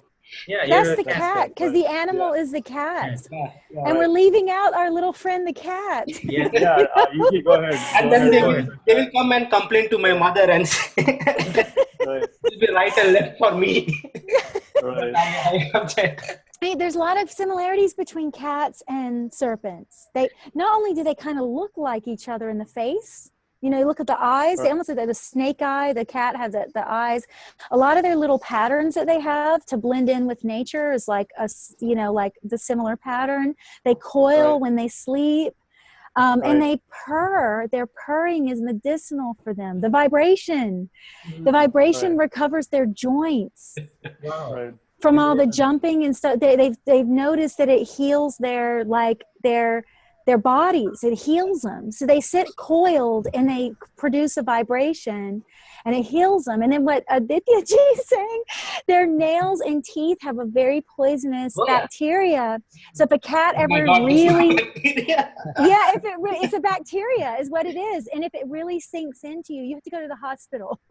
Now, if they just scratch you lightly, that's okay. But if they really go for you, you have to go and get a shot. I was a kid, and my neighbors and all will just like a small boy, correct? They will tease me. So what can I do? Like I'm it's funny you thought to scratch. So I will just. May I ask what planet it is? Do you mind saying? It's Mars. It's Mars. Mars. So yeah, that's your defense. Defense. Yeah. So it's like, what can I do? So I will just pinch them or scratch them. Nothing I have to do. Yeah, pinch Bite them, them. right? Yeah. And then it was once I know my neighbor got infected, and she was saying, "Oh, he came in contact with my wife." So literally, you poisoned your neighbor. This was like it's more than 30 years. Around 30, Right. around 30 years. I remember, but now I can connect. You see, So yeah, I think that makes sense as to why these natives may some native be very much into manicures and stuff. Yeah, Like definitely. manicure. Yeah, like fake pedicure. nails. Fake nails, long nails. No, but I don't. But there's no thick nails because I always bite it. So that is always. Well, I hope you're not getting fake nails, Aditya ji. I always have this habit of biting. And sometimes the skin will be infected and it will be sometimes painful. I don't know why I do. But Yeah. because Uh, doc- so then it will be painful for 2 days. And the thing was that these because of his nails, I was also thinking Ketu as being hair. So probably these are the natives who will have dreads in their hair. I've seen thick hair. Now that you say that, I've seen very thick hair on Ashlesha women. Like thick, nice hair. I've seen that actually quite a bit. I'm going to start paying more attention to that. I'm just thinking of two people off the top of my head that I noticed their hair. It was like thick. And would they like to tie their hair in a bun most of the time? The two Like I'm a thinking snake or of had something. it Like a down. The two I'm thinking of have it like were wearing it down, but it Or looked almost braid. like Egyptian hood, like framing their face. That's what I noticed about them. Both of them had like, it was thick in a way where it was like going around their face, like almost like you could put the cobra there and it would be the Egyptian. Maybe I should do that probably for my. Well, it could create thin hair too. I'm wondering because with Santipji, that's a good point. With depending on which graha is there, because the two women I'm thinking of is the moon, so that's more, and one of them had lagna too. Right. So that's interesting. So they had thick hair, but I'm wondering about thin hair too. If you have a fiery planet or you have Ketu, Right. could reduce or increase like matted hair. Yeah, matted hair like matted hair. Shiva, yeah. Like dreadlocks and dreads, Star Wars hairs. I've Jedi seen hairs. shaving the head a lot. I have seen shaving the head with males a lot, with the sun in Ashlesha. Oh, Gandhiji also. Yeah. Right. Also, when I've seen with male Ashleshas, I've actually seen the shaving of the head. Wow, that's a beautiful thing. And that's as prominent, I would say, as Barney with the beard. Oh, Because really? Barney will grow facial hair. I've hair. noticed with Ashlesha, it's something I was just talking to my husband about the other day, because there was a gentleman that we met and he had Ashlesha and he had the shaved head. And I said, God, I see that. I see that's for, It's an interesting point. Yes, Sandeep, you're saying something, I think. Yeah, no, I think Aditya should begin. I think I forgot. Aditya. Yeah, maybe it will come. Yeah. Sorry, Santipji. But it was great. No, it was great. I'm so sorry. No, it was great points though. It was great points. Fantastic points. I think these are the points that I've never come across. You're talking about the shade. I think this is brilliant. Yeah. And the manicure, I just thinking about it right now, that I was just curious, like whether that could be what makes sense. And poisonous nails, which Aditya has, those are some of the new themes which have come up. Yeah, in these but discussions. Dr. Pai, I was just wondering, so like whether it's a big remedy for these natives to actually take care of their nails. Yes. Do you think? Yeah, definitely. Taking care of their nails, taking care of their joints, could be a... But nature gave me my own medicine of biting nails so that I cannot inflict that. So. Okay, this is something that I don't know how far it is true, but you need to probably tell me, all of you guys, when you observe. Ashlesha, if you have prominent planets, people say that they have dry skin, just like the snake. Have you seen any of these themes coming up? They say dry skin. Dry skin, yeah, I know. You know of somebody? I can see somebody. I can see. Dry skin, I have to take special cream, because skin is very dry, and my cream is for last 2 days I am struggling because I have to basically ask. We should do a case study of Aditya ji. UPS, my home got shifted, and I have one bottle that is also getting empty, and I'm managing with that for 2 days. And on Friday it so happened that he says 2 more days because of the change in address. I said, oh my God, when that cream will come? So maybe they might use more moisturizer, creams, lotions, and Ashlesha might also like to wear a lot of makeup. I don't know about makeup. I've seen contacts. Contacts, yeah. Right, contacts. Like those light-colored contacts, or the person's eyes will be so light and you won't expect it, like it to be their real eyes, and their eyes are so mesmerizing, or something. There's something about their eyes. Do they wear mascara? Yeah, eyeliner. Rohini is huge with. Rohini, I see a lot with that. Yeah, and Mrigashira. Ashlesha to some degree, definitely. When with Ashlesha, what I've noticed is when they go fake, they go all the way. So it's like everything will be like super material in some way, like the way they're dressed, their nails, every detail I've noticed. That's because I told you about this when you were discussing in our Nakshatra classes. Yes. But Samhita says Ashlesha is connected to everything which is artificial. So you go to an Ashlesha native's house, even the flooring that you see, which seems like wooden flooring, it is not actually wood. Same thing here. But this is not my own house. You're a case study. So I cannot do anything. No, Aditya, you that's what you said. You don't live in your own house. You live in somebody else's house. So probably these natives will love to be in rented places, rented apartments more than their own house. How can I take a house? There is no much income. No, and this cream was special because I needed that extra, moisturizing because of that. So that's why I have to do this special ordering and all. Otherwise, better to go in Walmart and take something. So you have a hot, fiery planet in Ashlesha. Yeah. Yes. Nakshatra. So that's where with medical astrology we have to be really careful, because some people might even have over oily skin. I'm thinking like Jupiter.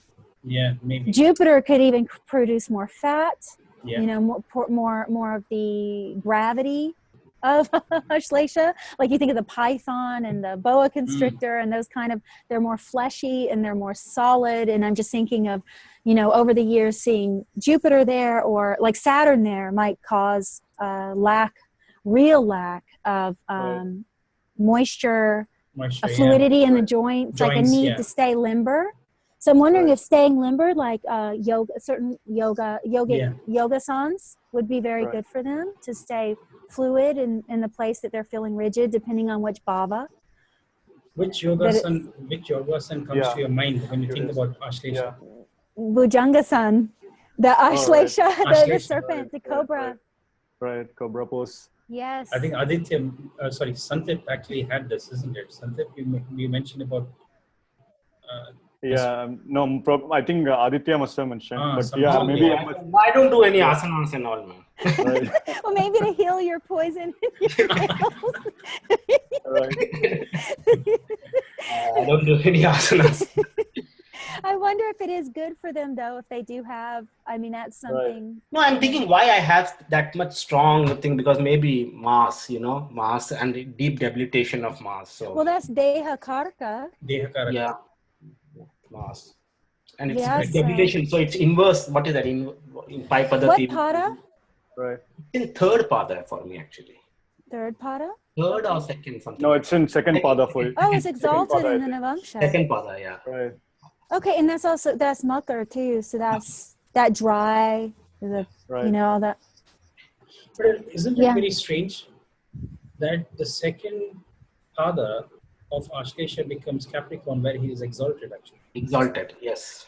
Because it has nothing to do with the signs. It has everything to do with the God, I think. The deity. The consciousness. And nothing to do with the sign. That's why so many planets are exalted in signs that are not friendly or debilitated in friendly signs, because it has nothing to do. I really feel that it has nothing to do with that as much as it has to do, like we were talking about Venus with Pushan. Yes. The god of the roads, the god of the path. Yeah. You know, you think of Hasta with Mercury, you think of the helping hands, you know, Savitor, the friend of the sun. You know, Mercury's the guide, right? In that way, the friend, the helpful person. You think of Brihaspati being exalted in Pusha Nakshatra. So that's his own nakshatra, the speaking of sacred sound. So I think these debilitations and exaltations have a lot to do with that. So for some reason, Mars being debilitated in Ashlesha, we should think more about it from the aspect of the Nagas, because that would be the vile aspect of nature that would be on defense and ready to destroy, right? That attack for defense. So I can see how Mars going into Ashlesha, for some people, like Harry Truman, Right. it was the part of nature that you don't want to come up against. And Mars does best when he's controlled, when he has discipline. Right. So he does well in Dhanishta, because Dhanishta is so disciplined in that way. It's not disciplined in some ways, but I really do feel that sign. Saturn aspects.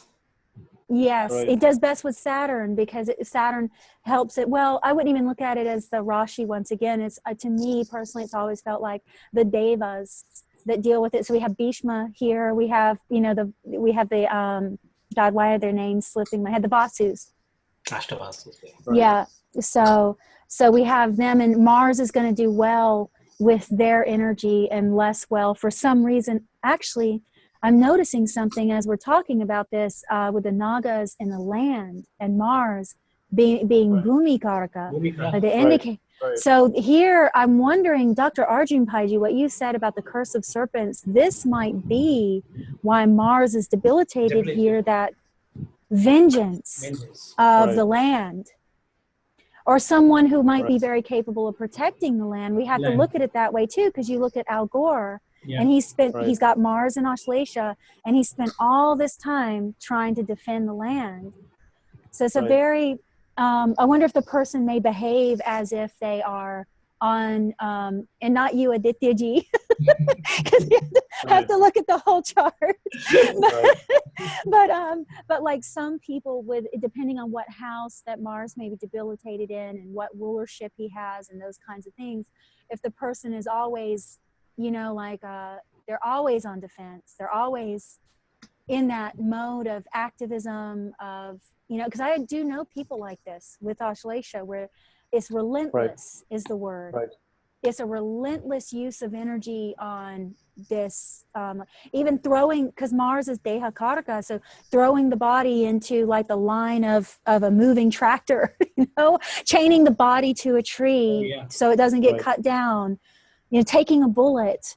And these, see, to me, we need to adjust our view of debilitated planets sometimes, because that can also be a noble trait. It might not be so nice for the body, which Mars is the Karaka of. It might not be nice for the body.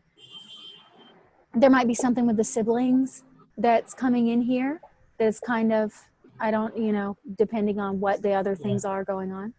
But that's a fascinating point, because it's the God that we need to look at.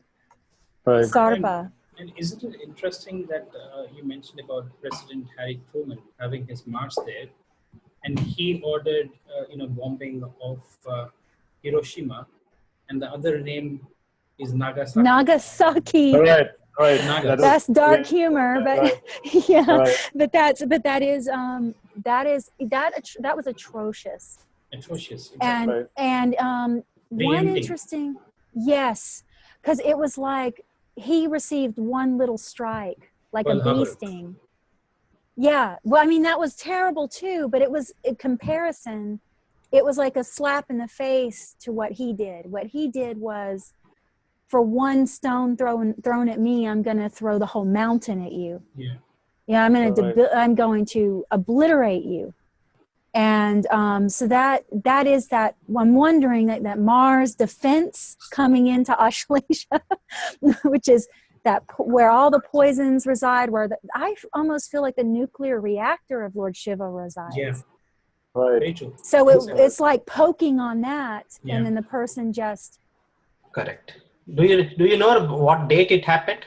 6th August and 9th August 1945. Now 6th and 9th August. Ashlesha. Sun is in Ashlesha. Sun is in Ashlesha.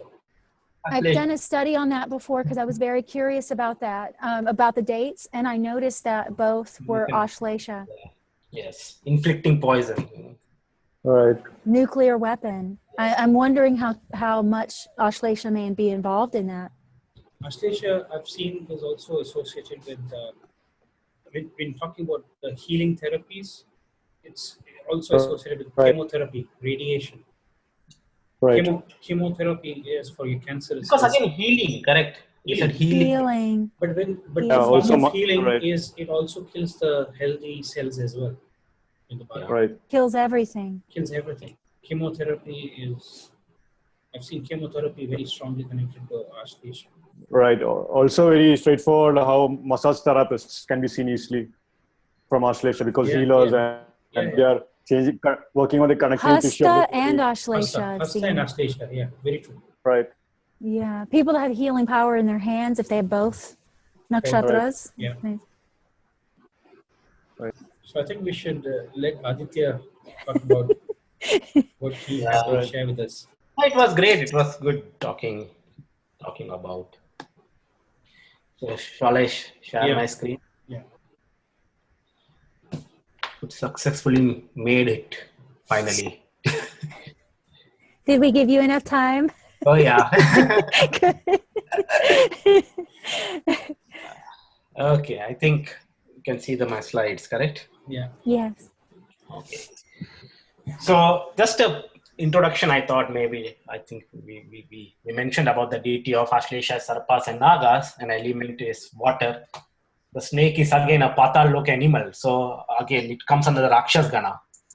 And snakes are never welcome. Now, like you don't welcome, you want to get rid of them. Of course, they don't do anything unless until you go and harm them. But you don't want snakes to be there in your home or nearby. So it's like an outcast, like a mlecha. Mlecha means something outcast basically. Right.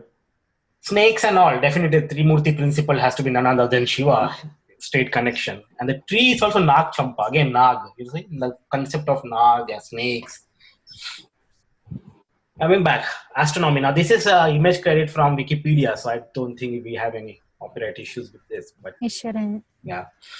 So this is a Hydra. Now what Ashlesha is basically in Sanskrit, and what the name in English is the Hydra constellation. Now Hydra is one of the largest constellation among all the constellations. Hydra is the largest constellation. It spans right from the Cancer sign, it goes till Libra, that region. The Ashlesha is only part of the head of the snake. So this is the entire snake. The Ashlesha is only this part, the head of the snake.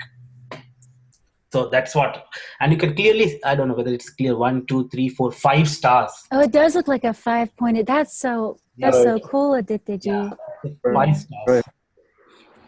So, as I said to mention, it's a large area. It's such a huge prominence. So these people will want to show their prominence. They want to exhibit like the fake and all this. They want to show the prominence, strength, power, exhibition, and all those stuff. Clearly seen with the concept of Hydra constellation in the sky. And again, 5 main stars in Hydra's head. And it's also, we mentioned about Sheshnag, the Lakshmana, which Dr. Pai was mentioning about Sheshnag and all. And the 5th Tithi, which is the Panchami Tithi, is also ruled by Naga. Five main stars, the concept of the number 5 you can see here. 5 main stars in Hydra's head, 5 heads of Sheshnag, 5th Tithi, again ruled by Naga, again ruled by Sarpa. 5th is also for Mercury, planet Mercury, the lord of Ashlesha. Like in numerology, they put 5th of Mercury. And what is Mercury? Nothing but the lord of Ashlesha, which is again depends. So you can see the connection. And also note the Nag Panchami. When you say Nag Panchami, Panchami is again the 5th Tithi.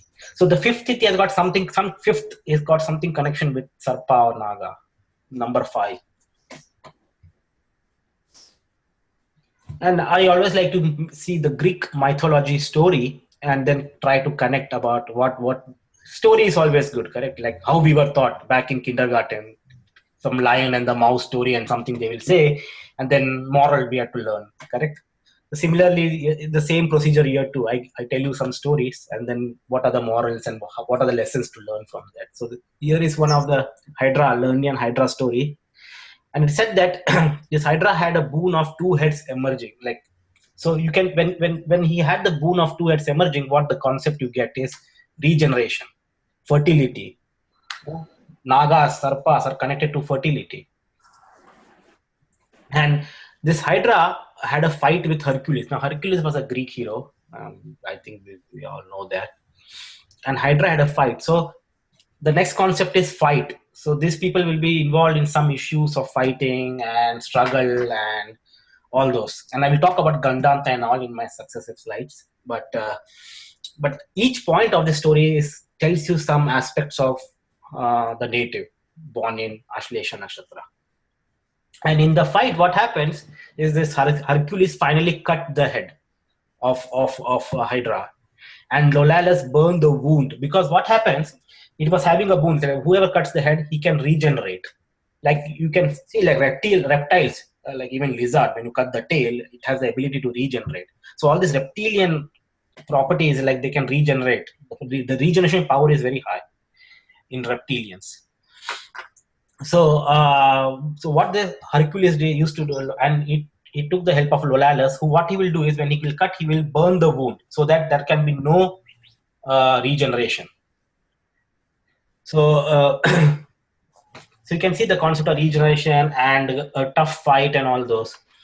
And Hera sent a crab for Hydra's aid, because when she saw, Hera was a person who made Hydra to kill Hercules, but when she saw that Hercules is defeating, she sent for Hercules' help, for Hydra's help, a crab. Crab is what? Cancer sign for helping him in the fight. But Hercules was so powerful that he could destroy even Hydra as well as this crab. He could kill all those. And finally, what Hera did, she was like, both were died, so she put them both into the sky as a constellation. So that's the story, basically. So you can see the Hydra and Cancer in the sky very nearby. So it's like crab coming and helping Hydra.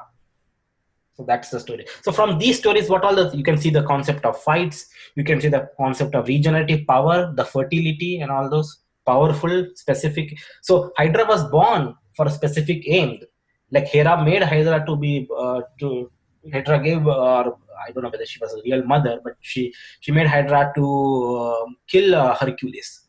So he was born with a specific aim. So these people may have specific aim. Like Mahatma Gandhi, I may give the example. He has his moon in Hydra, moon in Ashlesha, born with a specific aim. Even Nehru. Feeling like they're born for a reason. For a reason. Yes. So that can be. Powerful point, yes. And fire danger, of course, now this comes under constellation of Cancer with a watery sign, and you can see how Lolalas used to burn the wound, so that regeneration power is cut off. So danger from the fire. And the regeneration power, it's like immortality. Okay, and it was said that Hydra used to breathe or send poisonous gas. Again, poisonous gas, because the Shaktis, Vishwa Ashleshana Shakti, inflict poisons. Again, you can see the concept. So just with this Greek mythology, you can learn so many things about the Ashlesha or the Hydra natives or Ashlesha natives. And remember, Ashlesha is what? The head of the Hydra, where it breathes and the poison is situated. It's just like, I feel like Mula, where you have poison is situated in the tail region of the Scorpio. Yet the poison is situated in the head region of the serpent. So all this poisonous, Mula and Ashlesha. I'm wondering about the ego, like the cutting off of the head, and it keeps coming back. It's like one is Hydra. True. Isn't there the same story with Kalinga as well? Kalinga. Which, Sri Krishna. So Sri Krishna is our Hercules, probably. Yeah. Hydra is our... Kalinga was never killed. Kalinga was never killed. Yeah. So this also, they became immortal, correct? When Hera put them in the sky. So it's like... Yeah, so it's the same type of story. Yeah, exactly. The Kalia, correct? They used to say Kalinga. Kalinga. Okay, I used to heard Kalia something. Yeah. What? It's Kalia, is it? Kalia, yeah. I Okay. think there's a few different names. This is the way Sanskrit is. Right. Depending on what portion of India you're in, Right, exactly. Different changes. states, different names. Right. And it is also said that when Kalia was there in the Yamuna, the whole Yamuna became poisonous. Poisonous, yeah, that's right. Yeah. Again, Vishya Ashleshana Shakti, again, the concept. Right. This Ashleshana Shakti, does it refer anything like a hot poison? Is it referring to like a heated poison? I don't know. I'm going to look up more of that. No, I think that's right, what you're saying, Yuji. It's like a heated it's a vile poison. Wild poison, yeah. Yeah. So if you think it's nice, Ashlesha constellation number 9 constellations. Exactly opposite to it is if you add 13.5 plus 9 is 22.5, which is 23rd constellation. Now 23rd constellation is what? Dhanishta. Shravana or Dhanishta. Right. Shravana or Dhanishta? Dhanishta. Right. Because I was thinking if there any connection with Shravana means Vishnu. Krishna. Shravana is 22nd. Right. Shravana is 22nd. So 22.5. Yeah, Ashlesha mainly opposes Dhanishta. I think those are mainly the two opposing forces. Yeah, okay. So I was thinking the 9 and 8 because it I don't know whether it is exactly the padas we have to see. 8. And also Adityaji, like 9, you think of Ketu, the birth star Ketu. You think of the finalization of a cycle, like the gandanta point. Correct. The ending. So there's 9 is the beginning, the end of one cycle, and it's about to start a new cycle. So I could understand why Ashlesha would be put in that 9th position. So it comes under exactly the Shravana because you say Ashlesha is from 8 to 9, and if you add 13.5, it is 21.5 and 22.5 in between that. Now 21.5 is 21 is what? 18 is Jeshta, 19, 20, 21, which is Uttarashada. Shravana is 21 and Dhanishta is 22. So 21.5 and 22.5, exactly during that range of Shravana and Dhanishta, that part you can take because it's padas, correct? Yes. Right. So Shravana's lord is Vishnu. Vishnu is again Krishna. Right. And again, the ear connection that we were talking about earlier with Ashlesha and Shravana, that's interesting, and sensing the vibration. Correct. Yeah, makes sense. And then you have Shravana and Dhanishta because you have the drum of Dhanishta and you have the listening of the hearing of Shravana. That's interesting, how they're playing with each other. So Kalia and Krishna, as well as you mentioned about Shakuni and Bhishma. And one interesting thing is that Ketu is the karka for omens. So Shakuni is like omen, literally. That's what Shakuni means. Yeah, Shakun. So like it's interesting how Shakuni was, Ketu is there. You can see the Ketu connection in Shakuni's name and, Ketu connection, which is what Shakuni's karma was literally ended up being. So I think it'll be interesting to see how Ashlesha natives behaves with, with Shravana and Dhanishta natives. Yeah, is it? Yeah, recording. Okay, great. So, the Ashlesha Nakshatra characteristics, Lernian Hydra, what we learned, we pollute the air with his poisonous breath. Shakti is wished Ashlesha to inflict poison and destroy the victim. Desire to overcome enemies, because the same thing we saw with the story of this Hydra and Hercules. Basis above, approach of the serpent. Basis below, agitation and troubling. Destruction of the victim is the result. So all those concepts here, approach of the serpent, agitation, overcome enemies, inflict poison, can be all understood by this Greek mythology and the story of even Shri Krishna and Kalia too. Kalia. It's great, like how we can, one knowing the story, we can get all the interesting points. And you see, mythology is largely connected, I feel. Most of the mythology stories, when you talk about the Greek, talk about our mythology, you talk about whatever. They all seem to have a common theme. I don't know, mythology is really myth or really something happened, because if there is nakshatra and energies are happening, of course, the things will happen. And from those history, we need to learn and then we interpret about. So it's basically nakshatra playing and making the things to happen. And we, as a future generations, look back into the events and then try to decipher the characteristic of nakshatras. Absolutely. So universe plays a role. Like universe has this nakshatra, they make certain events to happen, and things happen, and we then later, after many generations, look back the event and try to decipher the nakshatra's energy. So it's like going back and forth. Yeah. And then we call as myth and all, but who knows, it may be real or something. That's what Raj Trivedi used to say. Myth means my truth. My truth. Yeah, I remember. Yeah, like if I say if probably after a few generations, when the world becomes fully violent, and if someone says that there was a person who was Gandhiji and he was practicing non-violence, and if you beat him or slap him in one face, he will show the other face, people may think that that's a myth.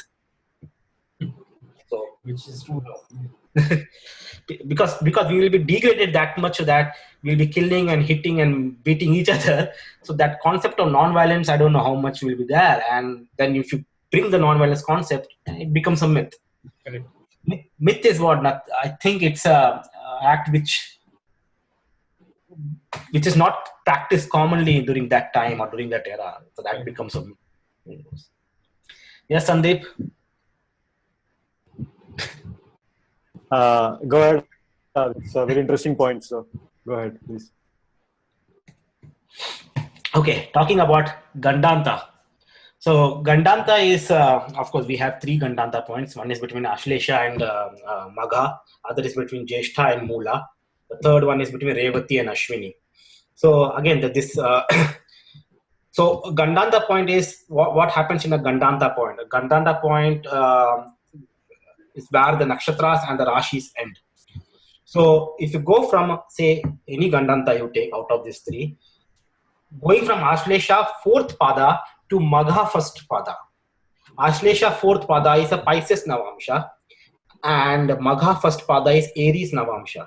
So you are going from Pisces Navamsha to an Aries Navamsha. That means what? Pisces is ruled by Jupiter. Aries is ruled by Mars. So you are basically going from Jupiter to Mars. And in real solar system, we know there are like planets Mercury, Earth, Venus, Mercury, Venus, Earth, and then you have Mars. Then you have an asteroid belt between Mars and Jupiter, and then you have Jupiter.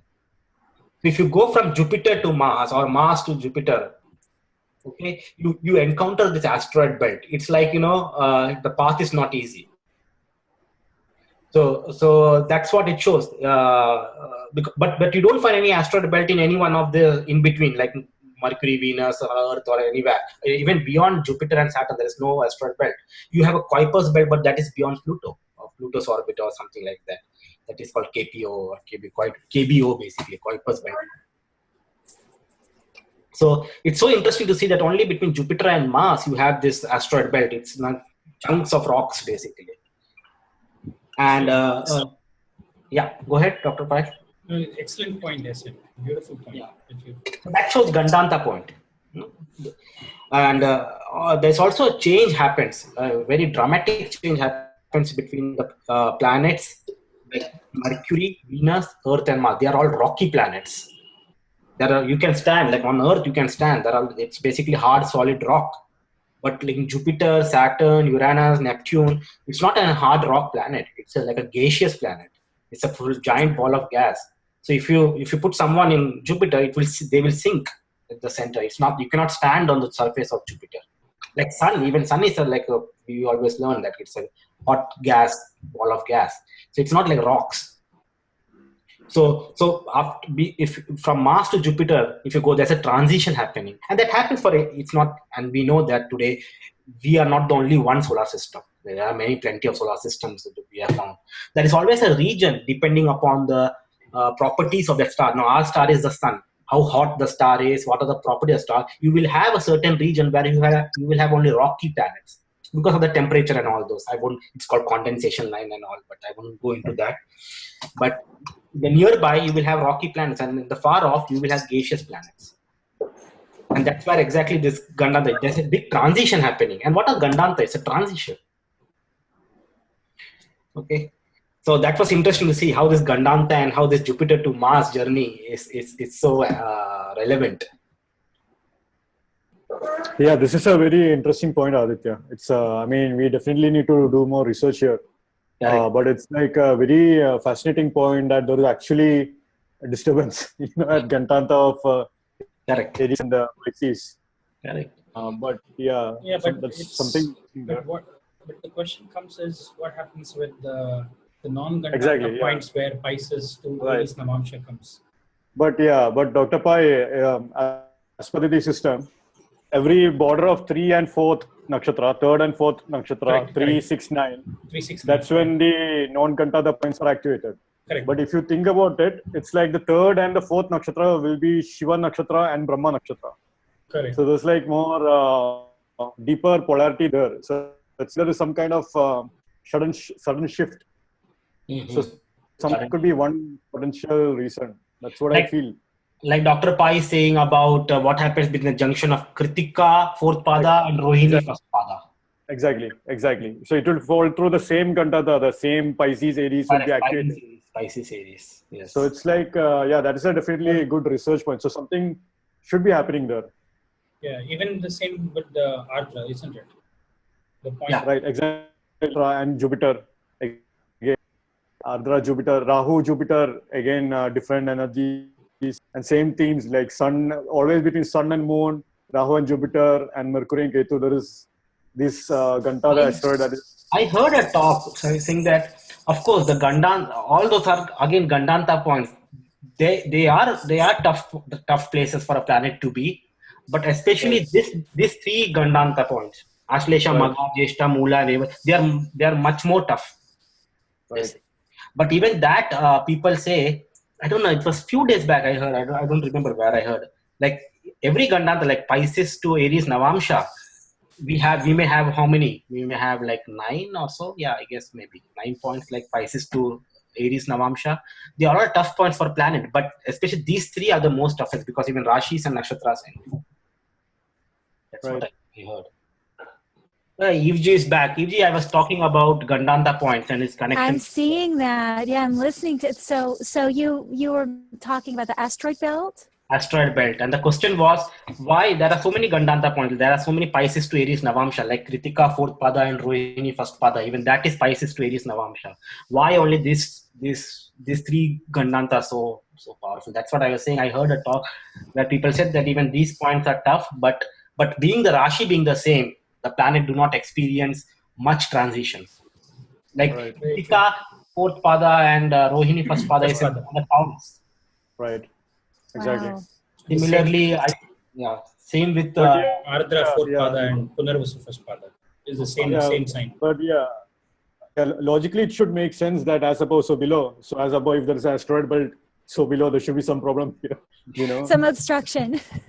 Exactly. So, and there are theories, the asteroid belt were supposed to be like if you see the Titius Board's law, the asteroid belt there is different planet and stuff. Yeah, there's this Board's law give a formula for like that. There's a formula where you put that and substitute that numbers, you will get a planet there at that distances. Maybe I can talk later sometimes. Right. There is a planet when we did as this Titius Board's law in the asteroid belt. We came across that point where there can be a planet, but we don't see any planet. We see all these chunks of rock. That means there may be a planet which got disrupted or so and the chunks spread out. We don't know. It's an open question even in astronomy. Right. Why we have asteroid here. So something Ketu there for sure for astronomers to deal with some hidden thing. Yeah. Who knows? Anyway, this was very interesting. What I thought was, birth is what happens when the child is inside a mother's womb. It's surrounded by amniotic fluid, which is like a water. Water is like a cancer. Water sign is like cancer. Then the child comes out and it takes its birth and it inhales the air. What is air? Air is like a Gemini sign. Then what it does? It takes food, correct? When it comes, it inhales and it needs food and it grows. So it takes food, it takes plants, it takes animals, feed himself or herself for so many years. It takes all the elements from the earth to sustain himself or herself. That is Taurus. Earth element is Taurus. Taurus is an earth element. And after taking food needs to be digested, correct? I mean, you need fire. That's what they call Jataragni. Jathara means I think the stomach area is called Jathara. Exactly, I don't know the organ. But Agni, Jathar Agni, the Agni you need basically to digest the food. It's the Aries, Agni. Or even if you don't take that, what happens after you take the food and you grow, you die, and then after die, cremation. Correct? Death, cremation, again fire. So you can see how our life goes from water to air to earth to fire. And what happens after that? Rebirth. So it's like Aries to Pisces, correct?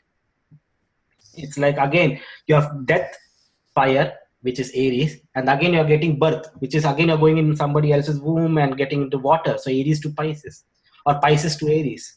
So that junction of Pisces to Aries or Aries to Pisces is called death to birth or gandanta. That's a transformation. That's interesting, Aditya Ji, that you have this going in counterclockwise motion. Exactly. I think that's fascinating. Yeah. Counterclockwise.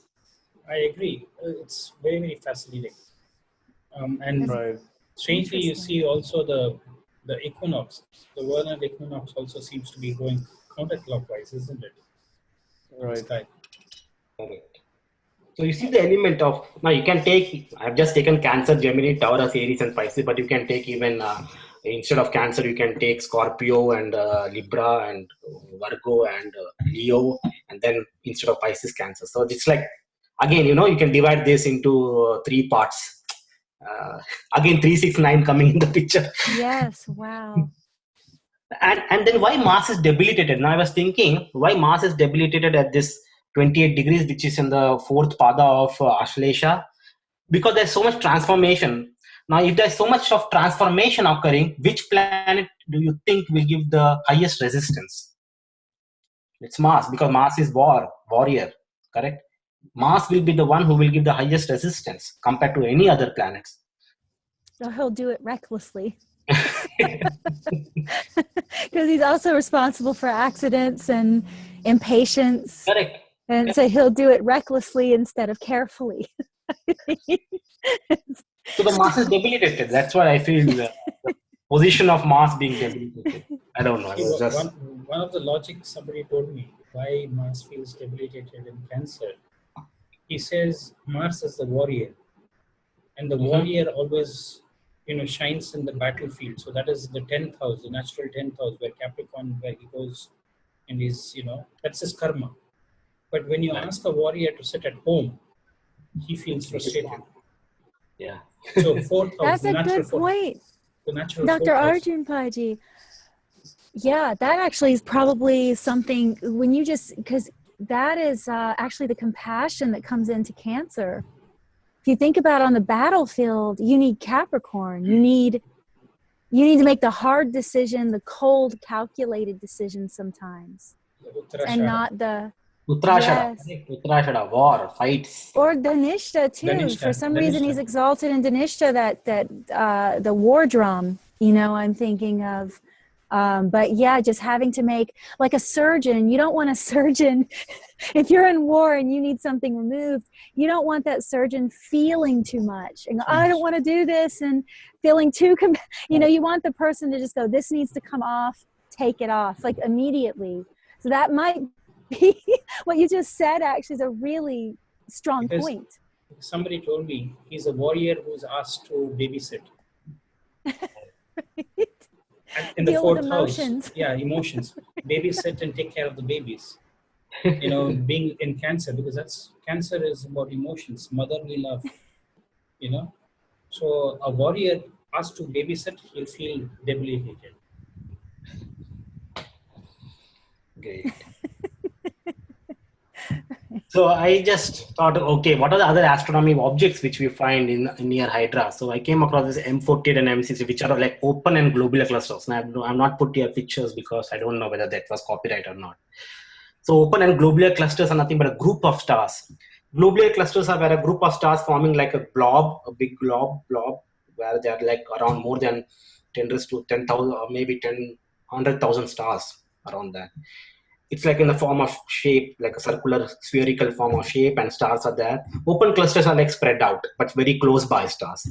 So what does that tell me? The clinging of stars, no? Because we saw that this is the Ashlesha is also called as the clinging star. So the stars cling, stars come together. embracing and clinging of stars. So the same energy you see even in the pattern of stars and clusters and all, which is present near the Ashlesha Nakshatra or near Hydra. Then I say, okay, what are the festivals that we celebrate? So one is, which I already mentioned, about Nag Panchami.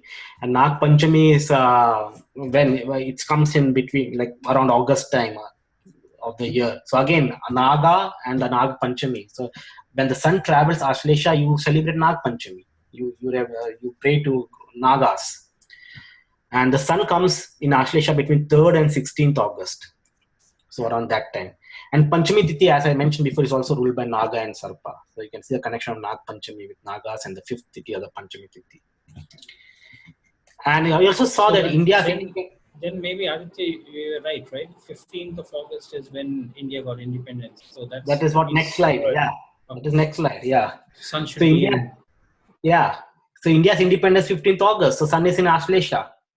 And till 17th August, I think 17th August is called the Chingam Masam in Malayalam, correct? When the sun enters Leo. So this means 16th will be the last, around the very last pada. So sun is like at around 28-29 degrees on 15th August. Now what is 28-29 degrees? It's a deep debilitation point of Mars. And it's a Pisces Navamsha, which is Jupiter's Navamsha. And which Eve G was mentioning about, mantras and all those. How India is heavily involved with mantras and Vedic knowledge. You can clearly see with the concept of this Pisces Navamsha.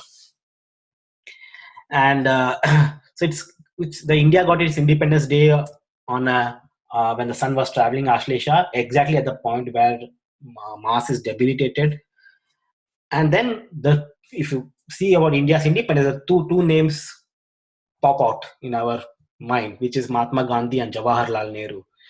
The Gandhi and Nehru was the first prime minister, and both have again related something to do with Ashlesha, same as with India. Like Mahatma Gandhi, moon is in 26 degrees, and Rahu is 26 degrees. Okay. And Jawaharlal Nehru has ascendant of same 28 degrees, which is the same as India's independence. When India got independence, sun was at that fourth pada. Yeah, wow. And also moon, moon in first pada. Exactly. So you can see the country and the people associated with those freedom movement, they also have wow. It's marvelous. I just Aurobindo and the ones that we're talking about before too, Rabindranath Tagore, they all talked about the independence. They all had that, and they all have a prominent graha in Ashlesha. So what we should do is we should see our own chart and we should see what special points we have and go to that country maybe.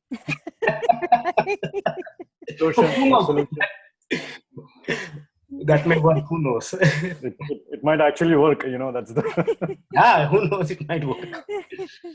Maybe I should see what happens in between my chart and US. That is astrocartography, isn't it? I don't know how they do that. I don't know exactly how they do, but... Yeah, Yuki, at some point you should give a lecture on astrocartography. Because I do it professionally, right? I do it very differently than a lot of people do it. And for me, it depends on having I need to know the contract of the signing of that country when it came into formation. And that's the tricky thing with it, because like the US, there's a few different times. Right. There's a few different times. It's very tricky that way. Now, most of the states, we have them. Right. So when you start looking at it that way, but yeah, you can see where a person's compatible, just like you're saying. I think the nakshatras are a big clue to that, because we're dealing with consciousness when we're dealing with the nakshatras. We're dealing with the consciousness of a place, right? So your consciousness will match it. But yeah, there's astrocartography too, which is the ley lines of the grahas that go through a certain place. Right. Okay.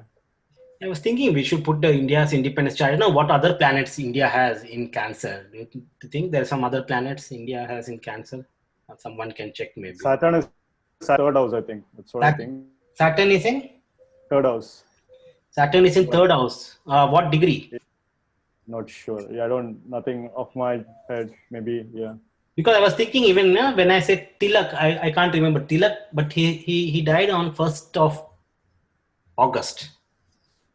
I mean, if I'm not, 1st August is again Cancer, When the sun transits maybe Pushya Nakshatra. So all these names, Gandhi, Nehru, Lal Balpal, correct? Lal Bahadur Shastri and Indira. Indira. Indira Indira also Gandhi. had She has Ashlesha. Ashlesha, yeah, correct. You're right. Yeah. Okay. Great. Indira Gandhi. See, Wow, so many. I also have mass debilitated in Ashlesha. Maybe I'm not sure. So we should Yeah, make you so- prime minister. I don't want to.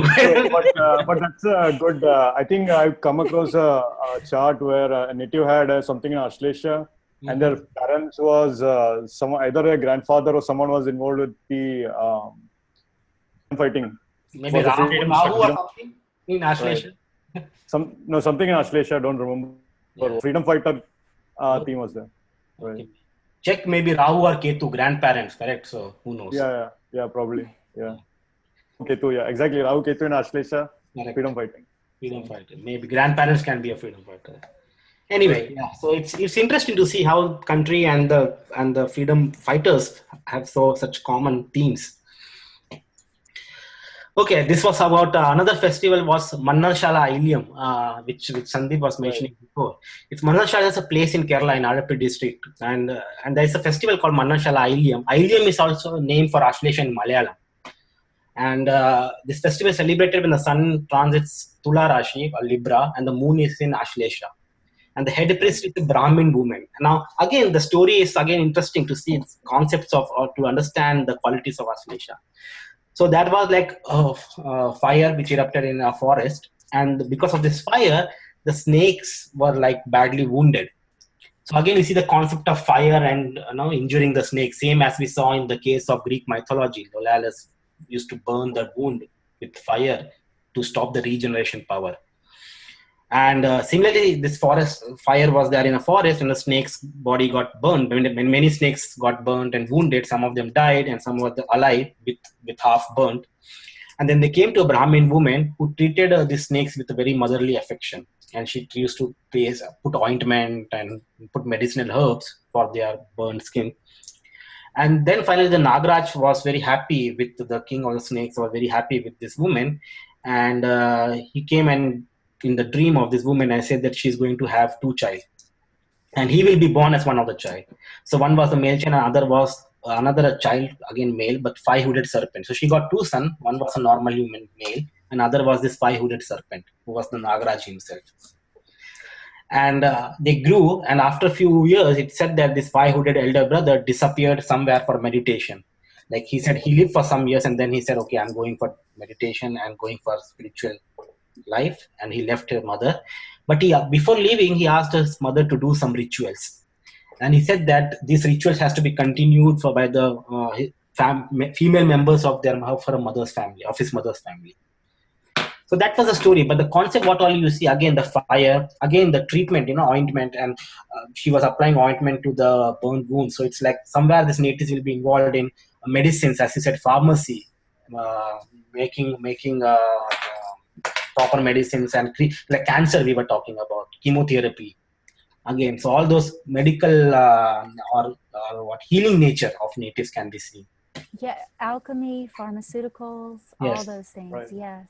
Yeah, one big thing is that this Ilium moon and is very much used for all kinds of Naga remedies, Nagadosh remedies, serpent problems, all of that.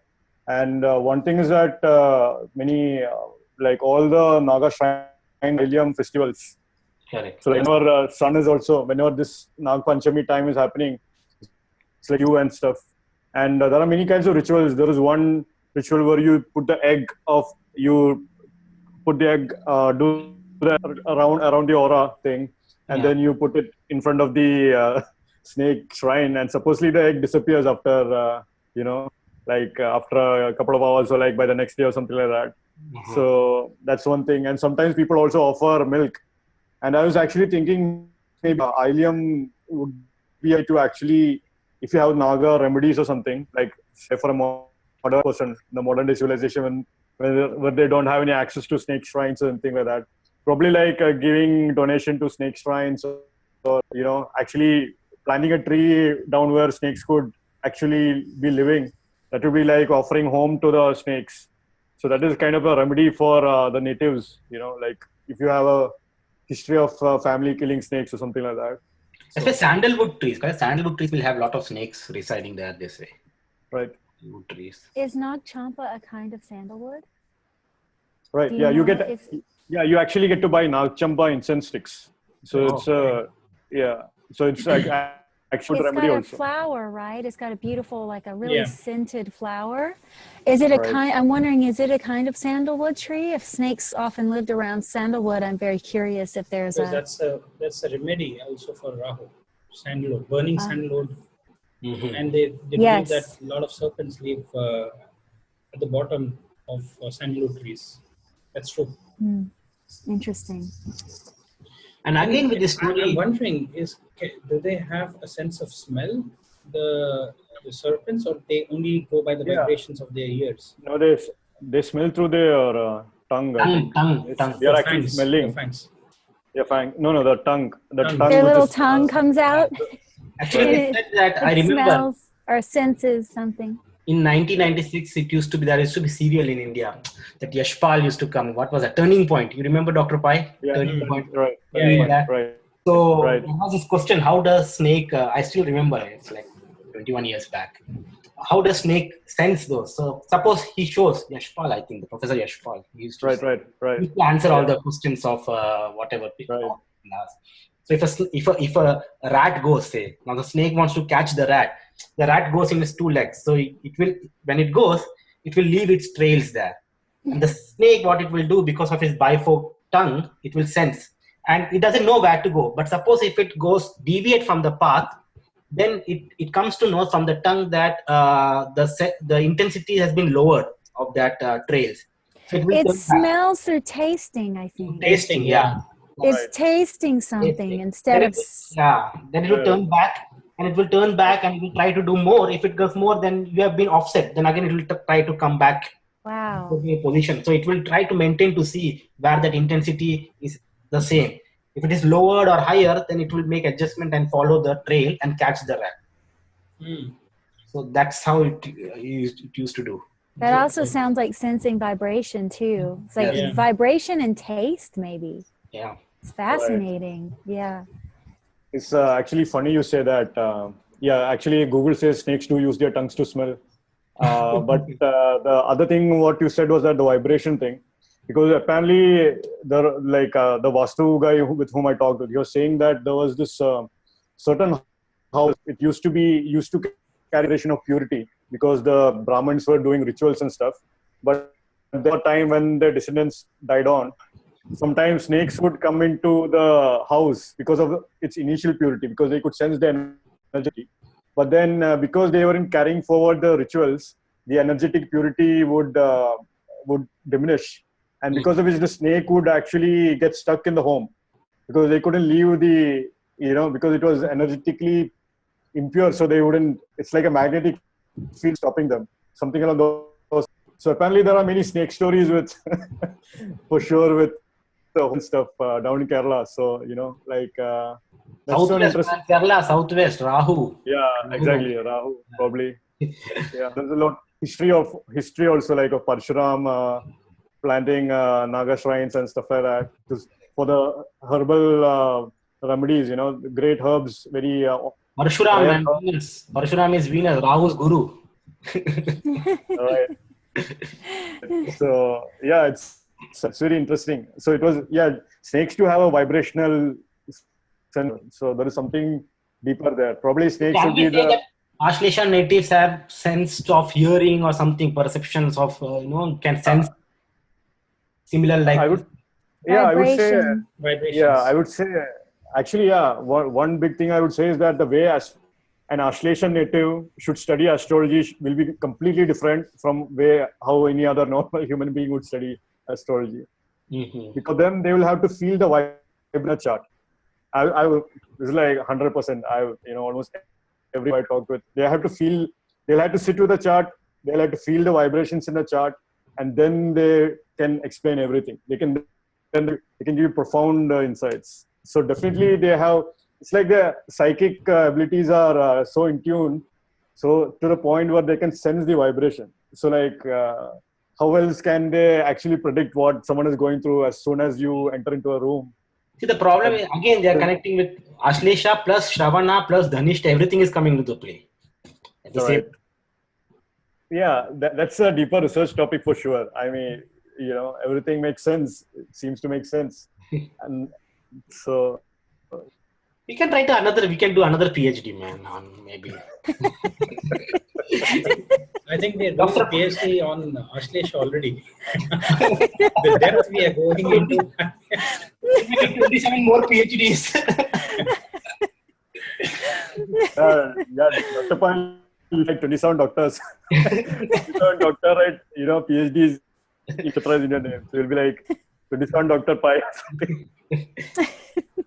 And the thesis can be a big book like something, Anyway, yeah. Some natives, which I think I explained this even when I gave a talk with Dr. Pai on his channel. So again, the actress, some natives which I want to think was, I don't like to go and check but Mahatma Gandhi and all is there. But actress is Sridevi, famous movie 1986.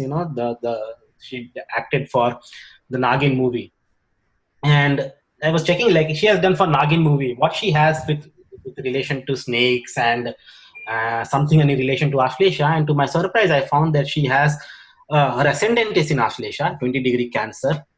Her sun, which is again Atma, I don't know whether sun is Atma Karak. No, sun is not, but Karak for Atma. Sun is at 27-degree Cancer.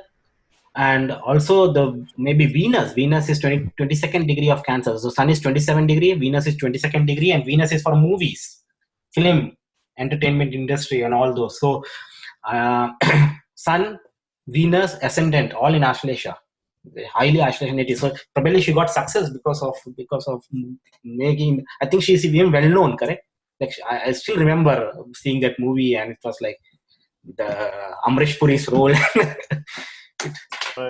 And he was I was always enchanted seeing that Amrish Puri with his magical powers and all he used to do. And all those. I love Amrish Puri. He's my favorite villain. Well, he's that lovable villain. He's always playing some Shiv Bhakta that's creating havoc. Or Kali Bhakta. No, or could he have anything in Ashlesha, because he was always bald? He definitely had sun in a Rudra, I think. Oh, I think he was I think he had a Rudra. I'm pretty sure, because I remember for our homework assignment once, I had wanted to find what he was. I said, I have to use his chart. And they don't have his time available, but they had his birthday. So I believe there was something prominent in a Rudra. And I remember, and I maybe Barney or some of the other. I remember thinking, oh yeah, of course he plays these, and he's really interesting because he didn't become successful until later in life because he kept trying to play the hero. Yeah. And as soon as he took his first role as a villain, it took off for him. But Aditya ji, I love that you're using her chart. I just wanted to look up her face. And I would love to share the screen for 1 minute so people can see her face. Because this is just for 1 minute. Okay, it's saying someone else is sharing the screen, so I can't. Okay, perfect. Let me just share real quick, and then I would love you to go back. I just want people to see this. Her eyes. Oh yeah. And the hair. Yeah. Remember we were talking about the big hair? Yeah, but her eyes are so. It's one of the most prominent features on her face. Hypnotizing eyes. Yes. 80s and even now, she's still, I think, I still remember, what was that movie? Mr. India, 19, I think it was 1996. I still remember. 89, I think. And the makeup? No, it is 86. 86. Mr. India is 86. Mr. India because I remember seeing that movie on my mother's lap. I still remember. I just saw that it was theater. It was dark. I again fell into sleep. But I remember that. As Wow. Ashlesha natives do have that staring eyes. That's it. Yes. That's what I saw. Because as soon as I saw the chart, I was like, "Oh, she's gonna have this." And I just looked because I didn't know. Now I recognize her face. I didn't know her by her name, but and she's got that stare even in her movies, in her films. She's got this stare. Oh yeah. Nagin, I think that's where she has those, the colored contact lenses she wears. Yeah. Is it that Ashlesha natives will have bigger eyes and profound eyes? Not always bigger eyes, but they can. It's not always the size. I've seen Rohini have. But Ashlesha in 2nd and 12th house probably, I don't know, because then 2nd and 12th house represent your eyes. So Well, let's see her chart again. I just wanted to show you guys that. Yeah. yeah, I will share my screen.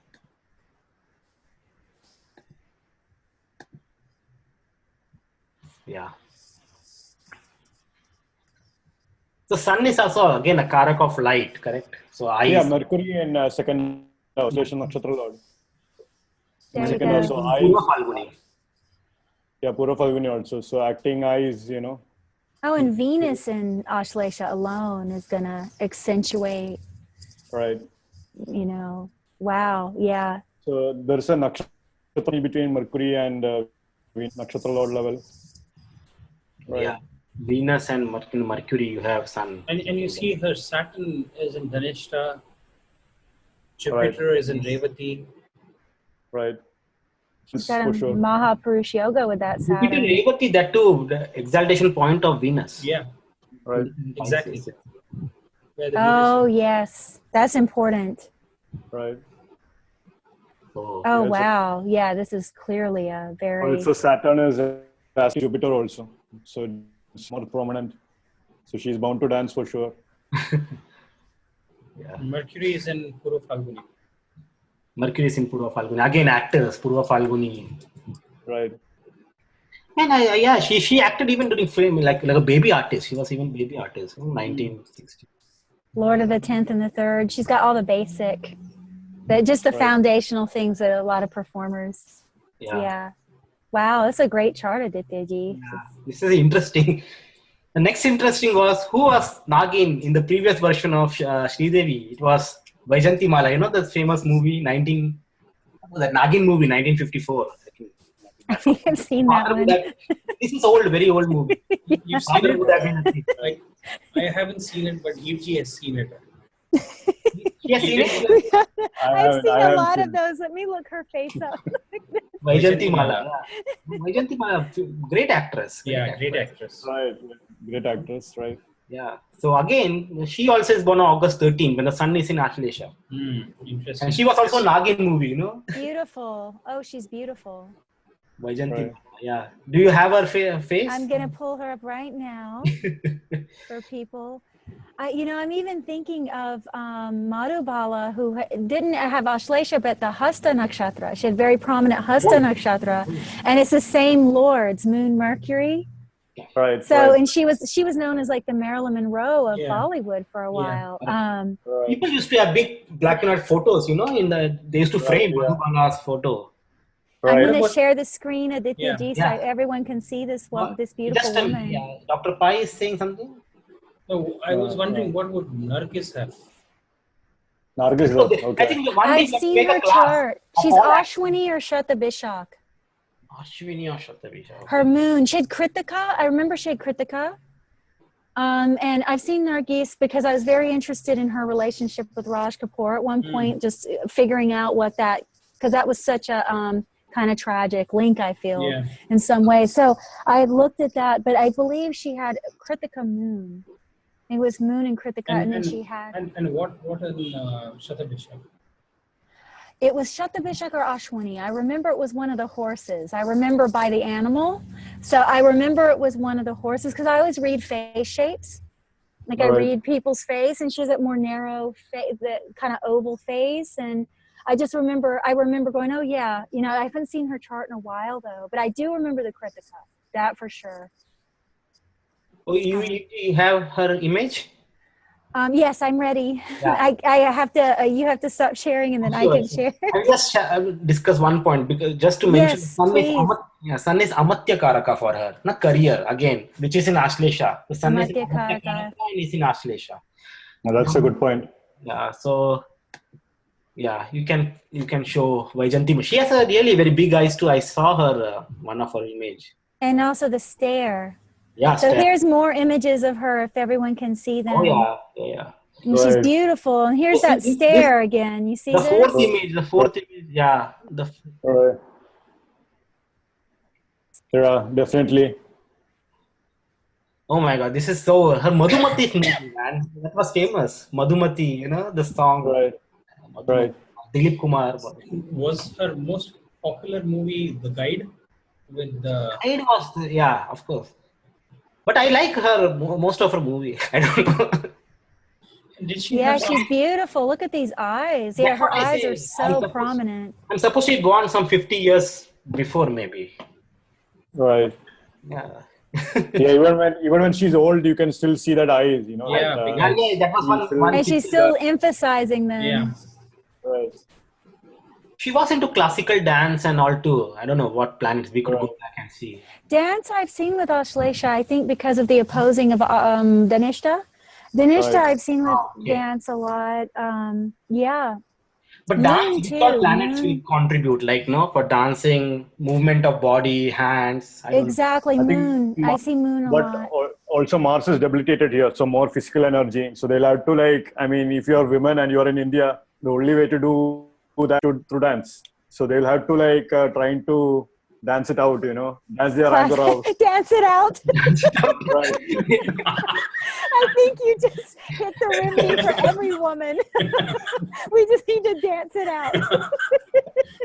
Just like the dance of Rahu. See this now, the second picture now, movies now. You can see the now in that one of a red sun image. How her eyes are so bright. No, above. Yeah, now. Which one? Oh, this the first one? row. The movie is now.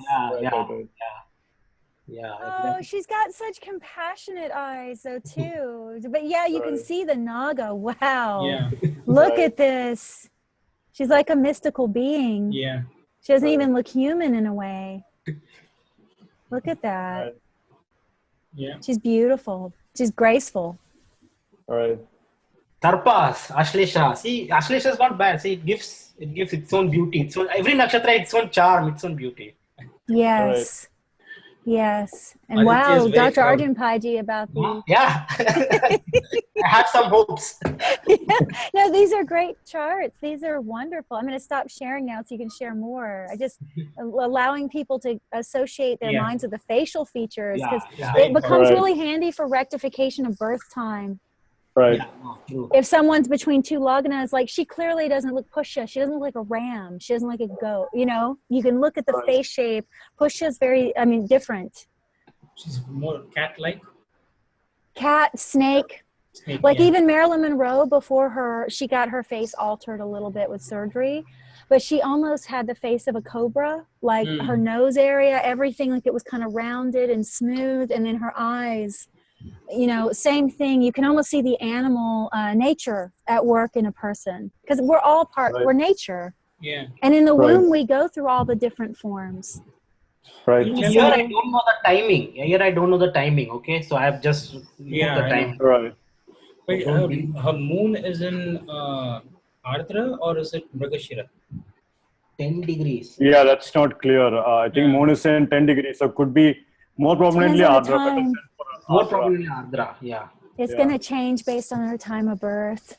Right. Because that could move. Right. Yeah, it could be Mrigashira. So, yeah. Mrigashira, so eyes again. Mrigashira is also we say, correct? Might be eyes. Snakes. Right. Snakes, yeah. And the female energy, the deer, that. Right. The serpent, the deer. Right. Also, Mercury, Nakshatra Lord is in Purva Falguni. Mercury, Venus, both in Purva Falguni. Mercury. No, Venus is in Maga Nakshatra. So again, she was into politics, correct? I remember she was into politics and all. like Magha, Sun, Leo, political. I think she was related to some politics. Both Ashlesha and Mugga can get involved in politics. Yeah. I've noticed that. Yeah. Nehru, Mahatma Gandhi, because they are for people. People like them. Cancer, correct? So it's a fourth house. Right. Natural fourth house of the zodiac. Yeah. Yeah, but I think I've seen some politicians, and I think these are the politicians who do the dirty, who are willing to go dirty, who are willing to do dirty, who are willing to do under the table, get it done no matter what. So like, I mean, Gandhi is an expert negotiator. I mean, he literally had to make deals with the British. At some point, people would have been like, "What are you doing?" That's true. Some of Gandhiji's, even though he's such a great soul, there's that element where, I mean, you got to think about the partition. He just kind of backed out, and Nehru took and Nehru wasn't really ready. It was just a kind of a weird transition, and then all those people died. I guess from the pressure of, what was his name, Jinnah? Muhammad Ali Jinnah. That would be an interesting chart. That will be again interesting. Mool Nakshatra. I would bet Mool Nakshatra. I don't know why. I think he might. I haven't seen his chart. I would want to look. That's interesting. But we know that Gandhi had his fourth house lord, which is Saturn, in Scorpio. I wonder which nakshatra. Could it be Vishaka? I don't know. Wouldn't surprise me. I really don't know if somebody has Vishaka. Jyeshta or Vishaka. Oh, Jyeshta or Vishaka. Let me see if I have his chart real quick. I should tell you. That's fine. That's fine. I think that's my. I don't have to share it. No, please, Adityaji. I'm just pulling this up for Arjun Pai. I'm already done. This is my last slide. Just Sarpas, Nagas, and I'm putting all those points. You can associate all the. Jyeshta. Right. Okay. Jyeshta. Okay. Fourth lord, isn't it? Yes. Capricorn Pada. Capricorn. Yeah. Mm-hmm. That's all I have for Ashley. These are the final, takeaway points. Wealth, artificial, etc. Right. The artificial is a very interesting point too. I'll tell you when I talk. But the artificial is a very interesting point. Other things which you mentioned, powerful fights, powerful regenerative power, fertility, disturbed married life. Mm-hmm. Those are interesting points. What do you say away from home, Aditya? Away from home again because of the serpent. No, I have that serpent thing. See, even if you see, the away from home is a very key concept for these people. It's because if you make Ashlesha the Lagna, then Mercury rules the third house and the 12th house. Right, exactly. Yes. Third house is 12th from fourth house, and 12th house is obviously moving away from the place of birth. Right. That makes sense. No, again, can you repeat, Dr. Pai? If you make Ashlesha as the ascendant, fine. So it will be clear when I show the pie map thing. It will be clear. So when you make Ashlesha the Lagna, then Mercury becomes the third lord and the 12th lord. Correct. The third lord is 12th from fourth. Oh, okay, yeah. Great. So that's all I have for Ashlesha. That was great. I just made it. I had no slides to start when I. They were good points, excellent points. UG, Muhammad Ali Jinnah has Sun and Mula Nakshatra. You are right. He did. Sun and Mula Nakshatra. I can tell by his face. I'm telling you, his face. Sun and Mula Nakshatra. Mm-hmm. So, Mool Nakshatra, and he also grew that one patch of white hair. I've seen Mool Nakshatra when they come to see me sometimes when they're older.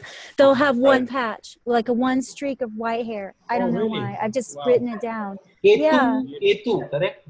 Ketu. Something with, I think, Nirati, the goddess. I think it's something with her because she's the crone. Yeah. Right. Yeah, Dr. Pai, I think it's good, the points were raised by Aditya ji and UG and Dr. Pai, yourself. My job is very easier right now. But what I'll do is that I'll just share a couple of points about Ashlesha. Then I'll show the applied on Ashlesha Nakshatra. And then we'll see how everything, what we have discussed so far, fits very beautifully. Like literally everything fits perfect when we look at the chart.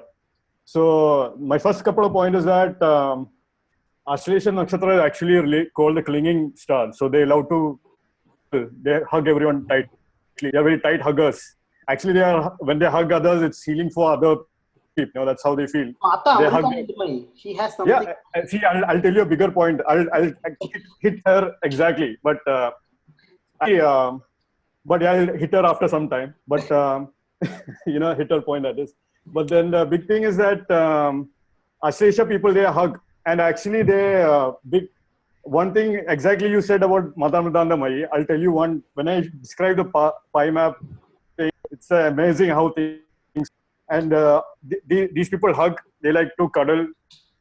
They actually, one more thing is that Dr. Pai, you mentioned about snake. They have some connection with snakes.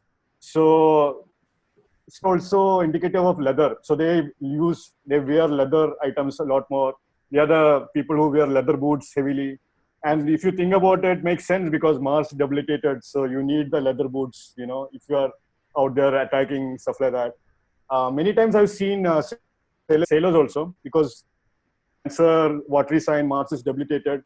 These natives may find them, so may want to get into the army, but they will never get into the army. But they will end up going into merchant navy or something like that. Or they may end up being actual.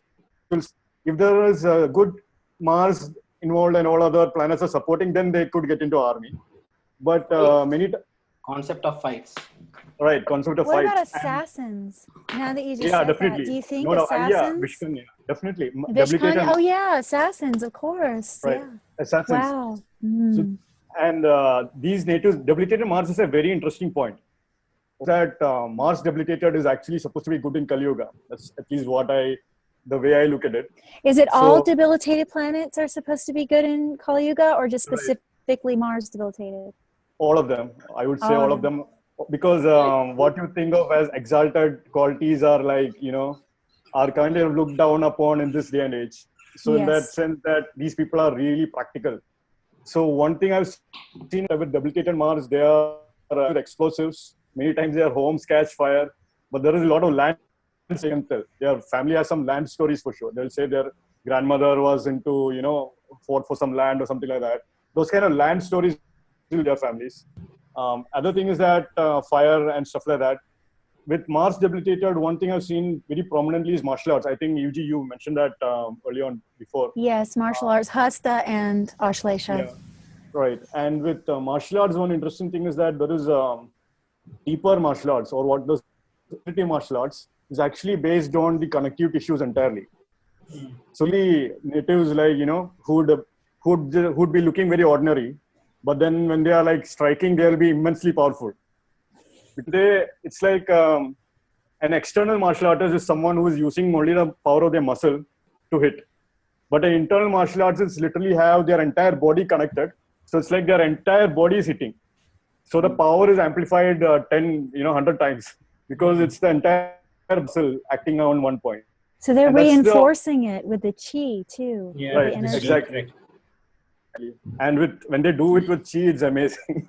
It's really, they can really be powerful. These are the Chinese martial artists, Chinese martial arts, the Chinese masters, Kung Fu masters who can do really amazing things.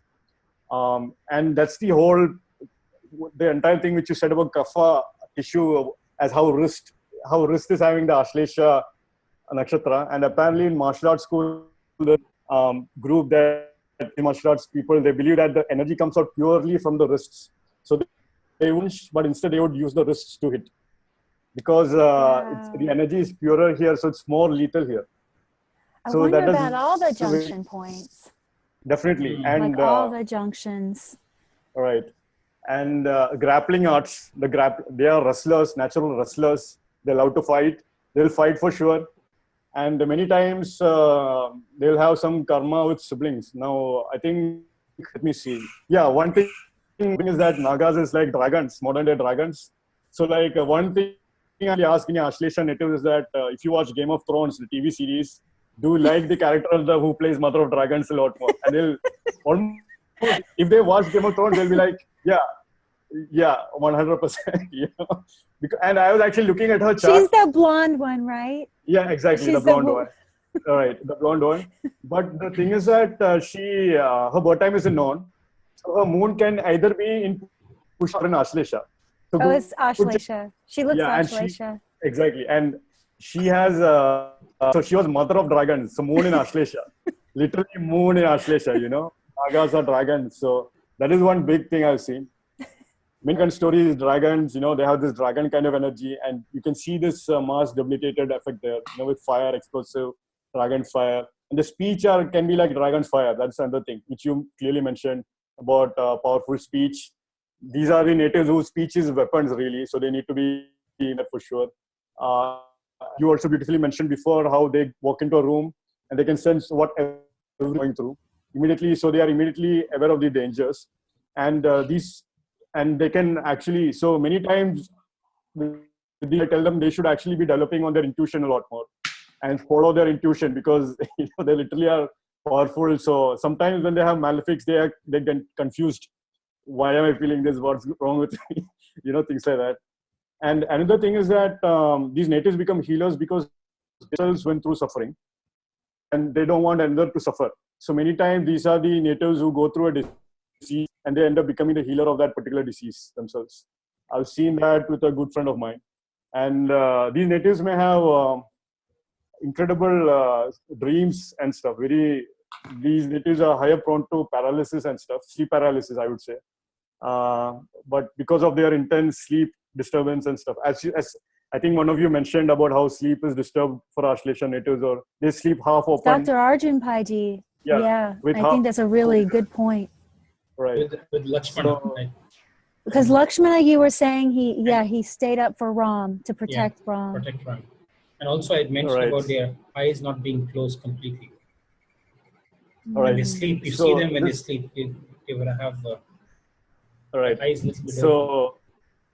Yeah, that is very interesting. I actually wonder whether these are the shamans who go like blind, you know, who go blind and then they start to channel and stuff. So makes sense there. Wow. And lose consciousness. What's his name? He had Uttar Bhadrapada's son, Edgar Casey. Edgar Casey. Yeah, he'd go into hypnotic trance. Right. And then he would. And have you seen people who can actually roll their eyes and take it above? Yeah. These are there was a movie character, correct? There was one actor in Lagan movie, you see? There was one that old guy. Which actor? He's like the guru of the village, that guy? Yeah. He's got the big beard. Yeah. And he's kind of the outcast character. He almost reminds me of Barney a little. Right. I wonder if, and the thing is that because they tightly coil themselves, the snake tightly coil themselves up, because of that, they may be very much into reusing anything. They won't throw things away. They may be hoarders. They may keep things away too close. And but the big point is they literally coil things up to a point where they'll extract everything you can from out of them. These are the natives who will talk to you, but after half an hour of talking, you would have realized that you talked all your secrets out, you know. So that is one thing. So that's interesting. So pulling secrets out. Right, okay, exactly. Tell me one thing, guys. What reminded me is whenever you say you have a can of Coke or anything, or you have say a Starbucks, a coffee, right? What do? You just go and throw the thing out, or if you see Ashlesha people, they'll crush it and then they'll throw it out. Oh wow! I have to pay attention to that. I don't. I just go recycle it. I know, but people would crush the thing before they throw it out. I've seen that. Yeah, those people, they'll take it and they'll crush it. And you think that's Mul Nakshatra too? And Mula? Maybe Ashlesha, like the crush Mula, yeah. The Tirtha I wonder if someone has both. They might crush it. Yeah. That's a really interesting point. Because, you see those people, they'll drink something, they'll just, and then throw it. Because they don't want somebody to reuse that. I mean, they want to recycle. I'm not talking about recycling. I do that. Oh, and you have Mars and Ashlesha. So you crush it? All Tirtha Nakshatras are there. So do you crush anything? I mean, I'm saying you give a cup my and then. concept is it should not be used by the people. That's what my concept is. So That's what I'm saying. Right. That's a trait that you see with peaks now, especially Mula and then Ashlesha, maybe Ardra also. No, I want them definitely to reuse, but not. Yeah, to be I know. That's what I meant. They want it to be reused, but they don't want somebody, because why is this habit is nobody wants to take the can and then refill it and then do. That is the mindset, maybe. Yeah, that's the mind. Yes. So what I have here, guys, is I have the South Indian chart, North Indian chart. So this is like the slide which I use for Pai Padadi on KRSchannel. And what I'm going to do here is that I'm just going to explain the basics of Pai Padadi applied for Nakshatra. You have this spider chart on the right, which is North Indian charts divided based on the nakshatras, so that I can understand. I'm looking at nakshatra Indian chart. The middle diamond in the North Indian chart is simply the nakshatra, the middle nakshatra of that Rashi. So Pai Padadi tells we made a video, but what I'm going to do, I'm only going to explain it on the Ashlesha Nakshatra. So Ashlesha Nakshatra is falling in Cancer Rashi and star there, and its Nakshatra is actually, and we have the Cosmic Insights app where we are the subscribers, the access to the Pi map there. But I'm going to go through each of these steps of Pai Padadi, which will give more clues for Ashlesha. And first thing is that Ashlesha falls in the first soul cycle number, the third soul cycle number, or the third triplet of the nakshatras beginning from Ashwini. So, and the Rashi Padas can be from 6 to 9 within Cancer Rashi. So what that could mean is that these third house teams will be very prominent. So third each, siblings, communication, things like that, friends. Third house, away from home issues, things like that, mother issues. I've seen single mothers here, things like that, strong mothers here. Rashi Pada being 6 to 9 can mean healers, healing themes with 6, 7th house, partnership issues, fame issues, 8th house, occurrences, 9th house, foreign lands, dharmic, things along those lines. Those are the possibilities here. So these two will definitely play into the Ashlesha Nakshatra. And then Nakshatra Lord is Mercury. So what is the next step? Look at the Nakshatra Lord. Now look at the Multrikon Rashi of Mercury, which is Virgo. Look at the exalted Rashi of Mercury, which is again Virgo. You can see that here.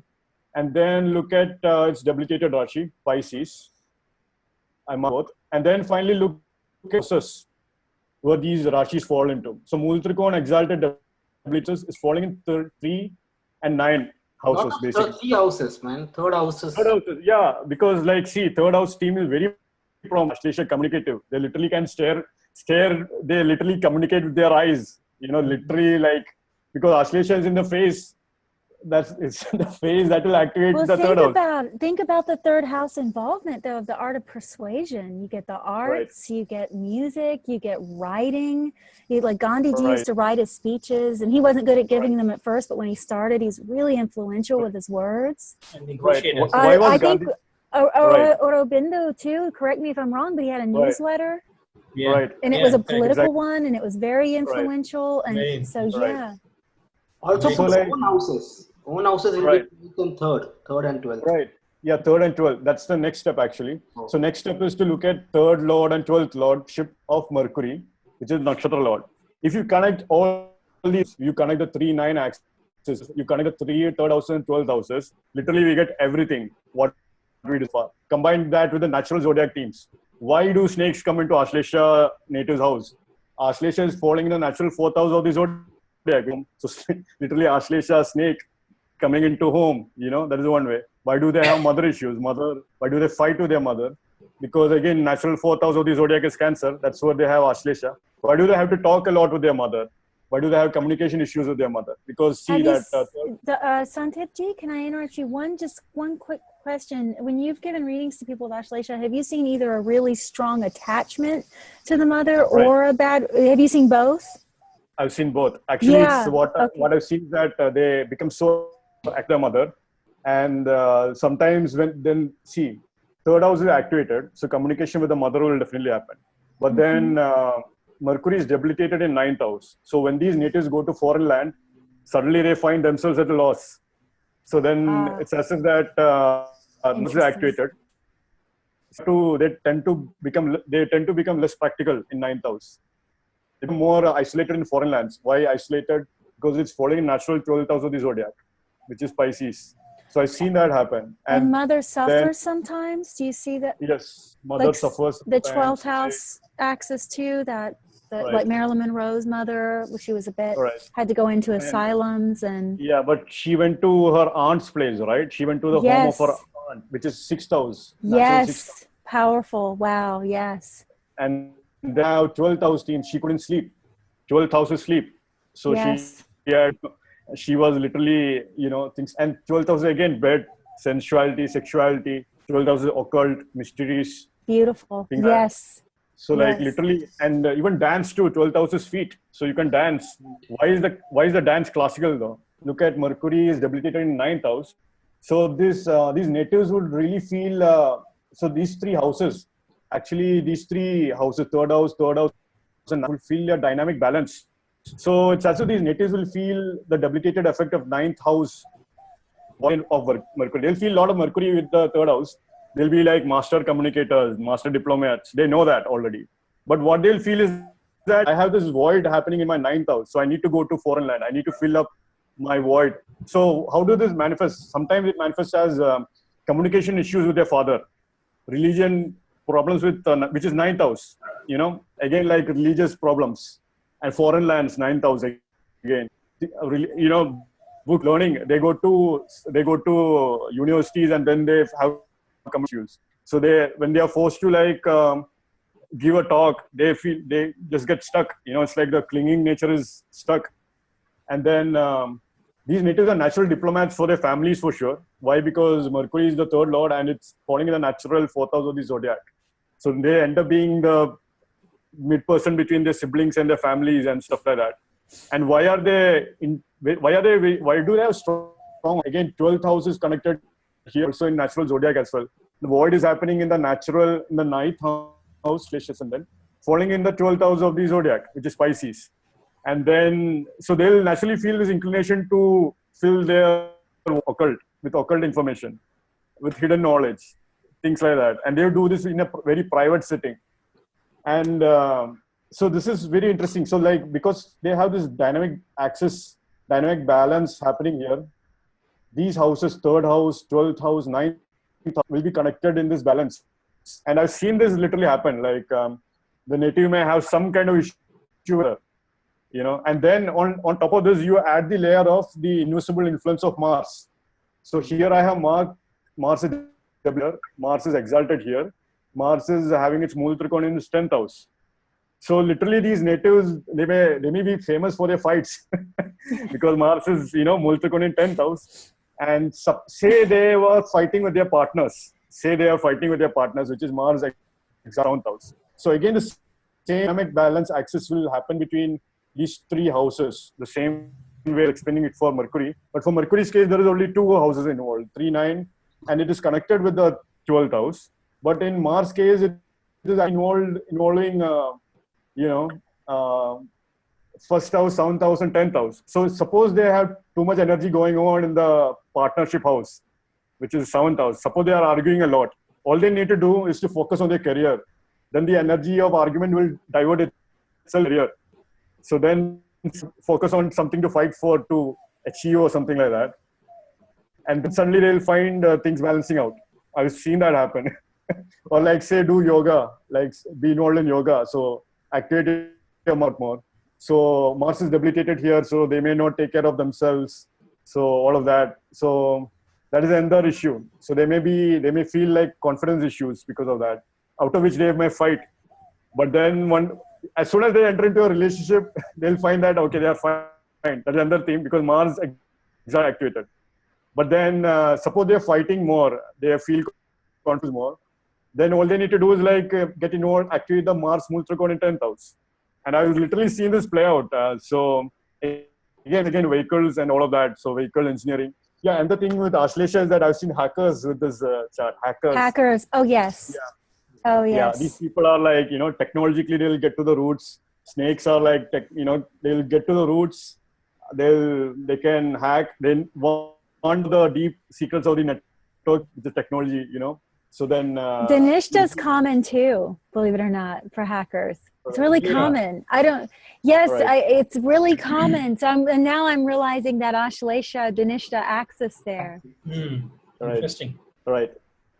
And what is interesting is that they actually, because a lot of hacking involves communication devices. You may hack your mobile phones, you may hack the laptop devices, So it's as if these natives may love to, third house again, and then exalted in 10th house. So Mars is again hacker, like the problem. That's the main focus for hackers. They're trying to solve a problem, but then they need to balance out the houses for sure.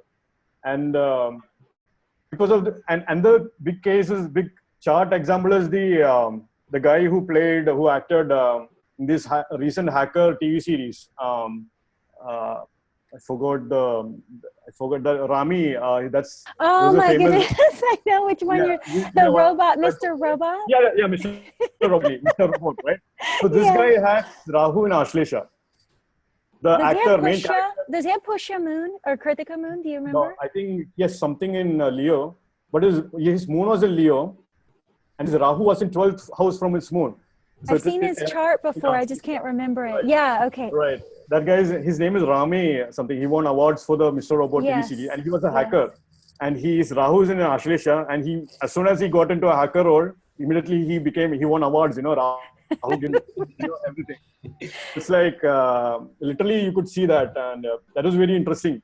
What you're saying is really profound, and I really because I'm looking at this chart, and I'm looking at Mercury debilitated in the ninth, Mars debilitated in the first. It's very fascinating because, what you were mentioning earlier, Santipji, you were saying that debilitated planets are actually good in this age, but I was mentioning that maybe it's because we pay so much attention to what to where we're lacking. You kept saying there's a void, there's a lacking, and I think that's a really good word, because we put a lot of emphasis on where we feel we're injured, or so we might become.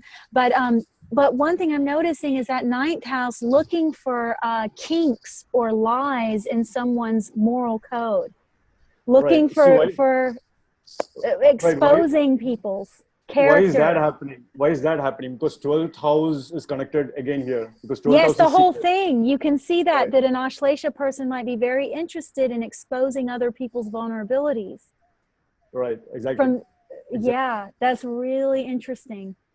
Yeah, one layer I didn't add is that Jupiter is exalted in. And just curious to know from you guys, would Ashlesha also like to debate about other people's religion and their belief systems? Definitely. To tear it down tradition, or question it, challenge it.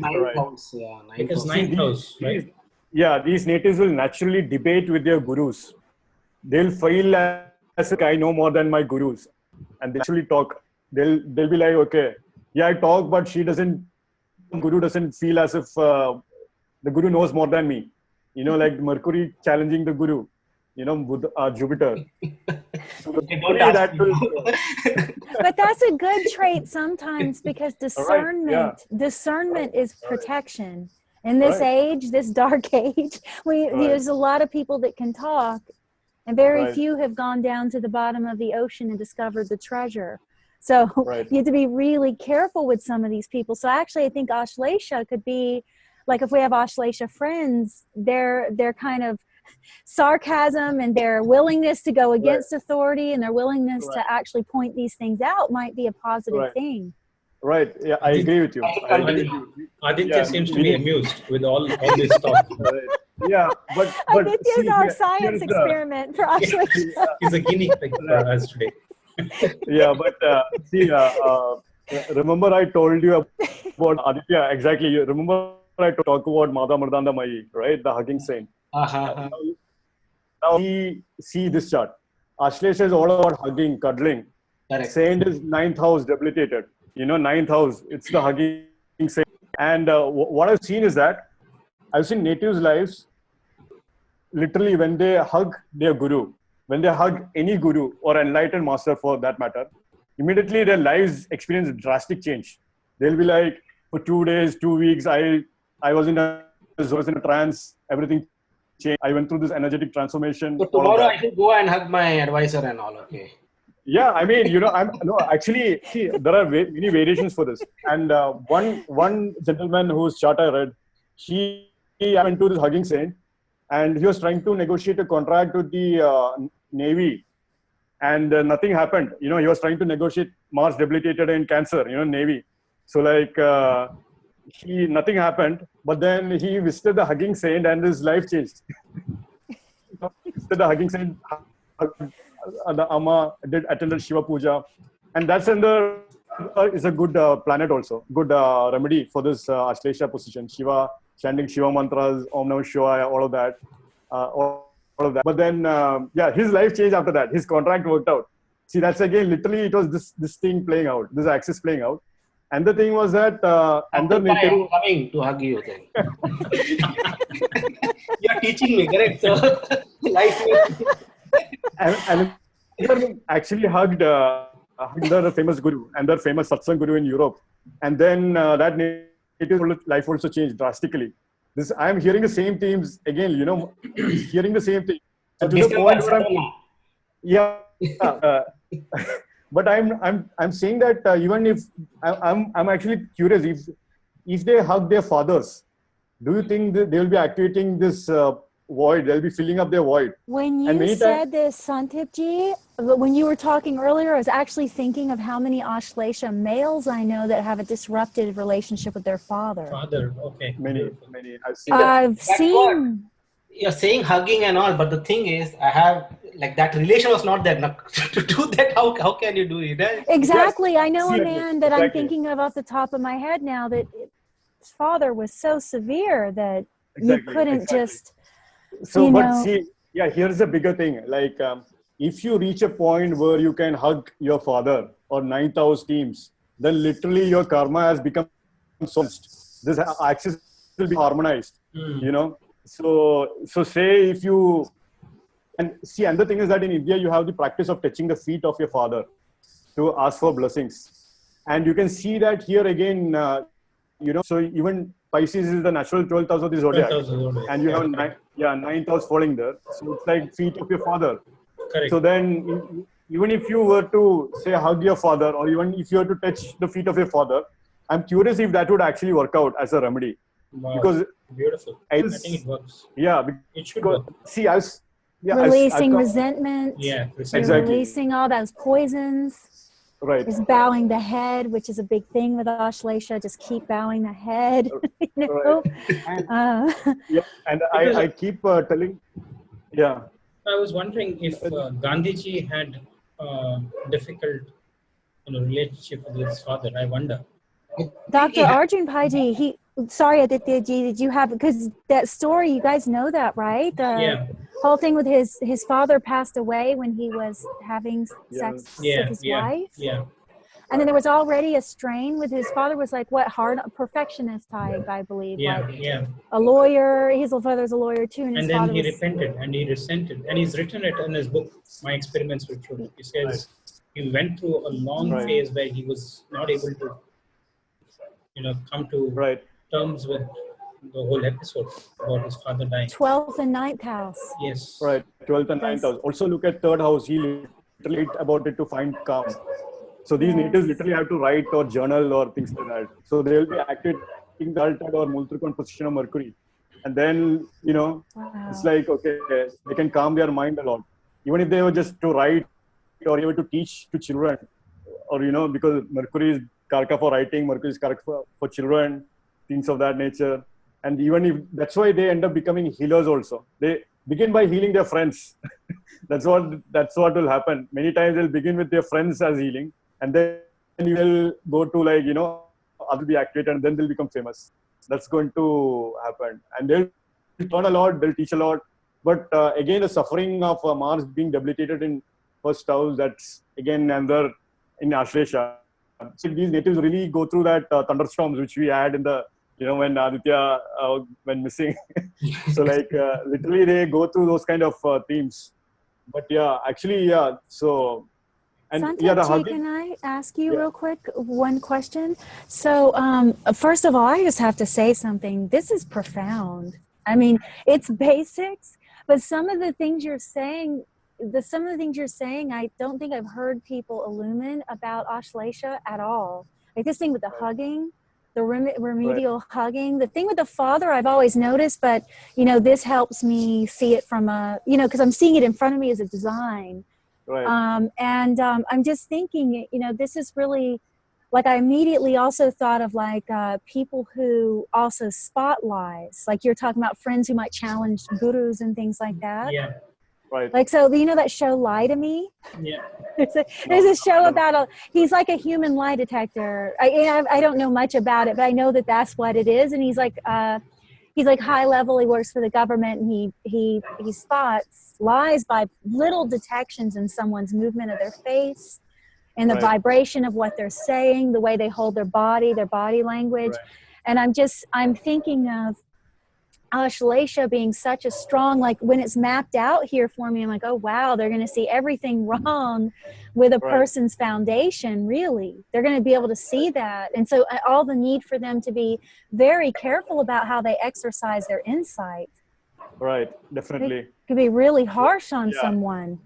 Remember Dr. Pai said, don't never make an Ashlesha as an enemy. Why? Because look, Mercury is exalted in 6th house of the zodiac, natural 6th house of the zodiac. Yes. Like they are perfect. They can literally obliterate their enemies just through speech or communication, like campaign. They can bite you and hit you with nails. That is also right. They can be exceptional. Spotting lies. Because see, here's the thing. Yeah, right. I didn't want to interrupt you. I was just thinking how interesting this was, because so Ashlesha at one side, it can be the concealer and the one that deals with deceit and all of those things. On the other side, though, it can be the person who's really harsh about outing people who lie. Exactly. And almost what we got to realize here is that human beings need concealment to some degree. So you can't just, I'm saying this for all those Ashlesha people out there that might not understand why their relationships take a certain turn, or, they still have exalted Mars in the 7th moral code. Holding their partners to the standard, or holding their partners to this almost like Mars is the most upright planet when he's exalted. He's upright. He wants to do things right. He's determined. And so I'm just seeing this here, and then seeing the exposure of the 9th house, where someone might have flaws in their moral. They might have flaws in who they are, and that's human. So this could be the whole thing where you're talking about touching the feet and forgiveness. If someone gets something wrong, let it be. Let it. It's okay. We're human. We're gonna fall over our own feet half of the time. So anyone who thinks they know something, usually they can get proven wrong in the next 10 minutes. So this could be that debate side of Ashlesha that needs to relax. Hug someone, bow to their feet, even if it's someone they think is wrong. It could be like, when you're saying this, I'm realizing how many people that I know throughout the years, just thinking how much benefit they would have given themselves inside, because they might have been disturbing their own peace, thinking about other people's lies or other people doing this, or wanting to do, instead just that's a great point. Yeah, that's a great point, because many times these natives go intuition because they can feel other people's pain. Yes. Poisons and pain and because of that, they are like, they don't feel like connecting also. So that's a big theme for them. So whenever they try to connect with people, immediately the 12th house will also be activated. So that speech issues, speech therapists, and because of this Ashlesha energy will definitely express itself through these houses. So this Ashlesha energy of sensing vibration will immediately activate these 2 houses, and it will take some time and effort on their part. Their courage, it will take courage for them as well, and even that will be a turning point. Effort. Effort for sure. Yes. Effort. They have to learn it, because Mercury is about learning. They may have to attend workshops, take lectures, things like that. And they think about Lakshmana. Right. Think about, he had to spot the deception of the demons in the forest. He had to spot, think about that. He was on guard. Right. It's like, wow, this is really. And Right. do you think these natives would also want to draw a line around their, kind of Lakshmana Rekha? Put a Yeah, definitely. protection. protection, Yeah. put a boundary, Oh, Dr. this Pai. this gets into the mantras about mantras that are protective or protective that mantras, break a spell or break a spell. Yeah.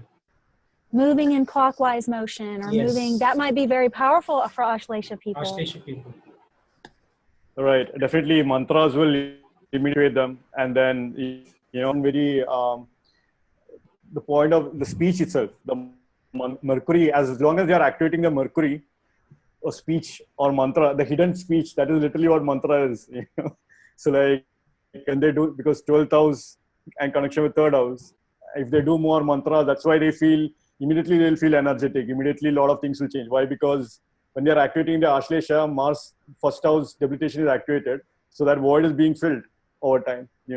So something like that, and they for it's as if that these natives are incredibly gifted, and I think it's a very that point. Like many of the stories, like the Lakshman Rekha, Rekha was a very interesting point, Dr. Pai, because they will have document issues for sure.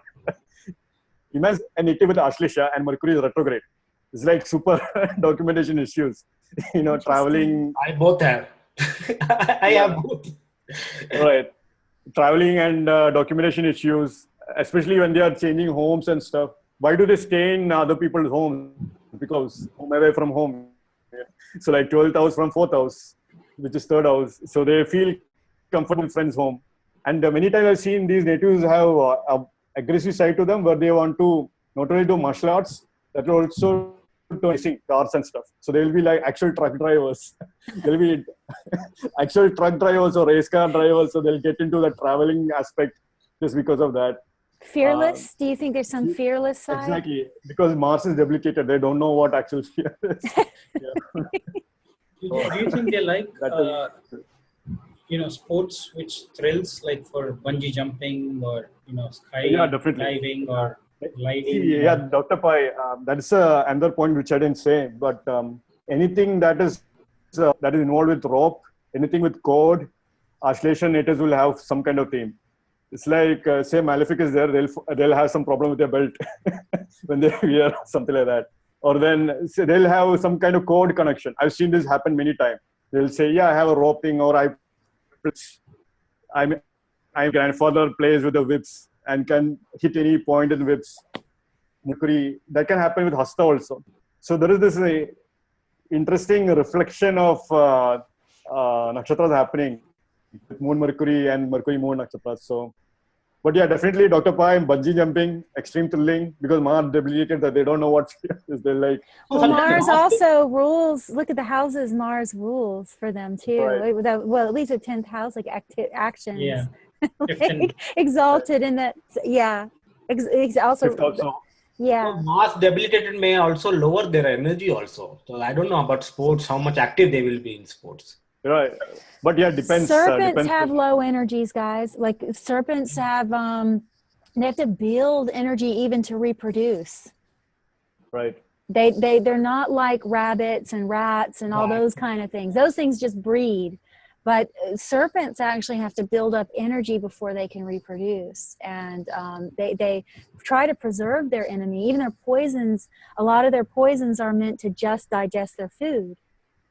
So they have to build it back up every time they strike. So they really don't want to release their poison. They are coiled, correct? They are coiled and they are sitting there. It's like quite active, probably. So. Yeah, that's another point as well, because Sarpadrakana, the first Sarpadrakana falls in the last 10 degrees of Cancer Rashi.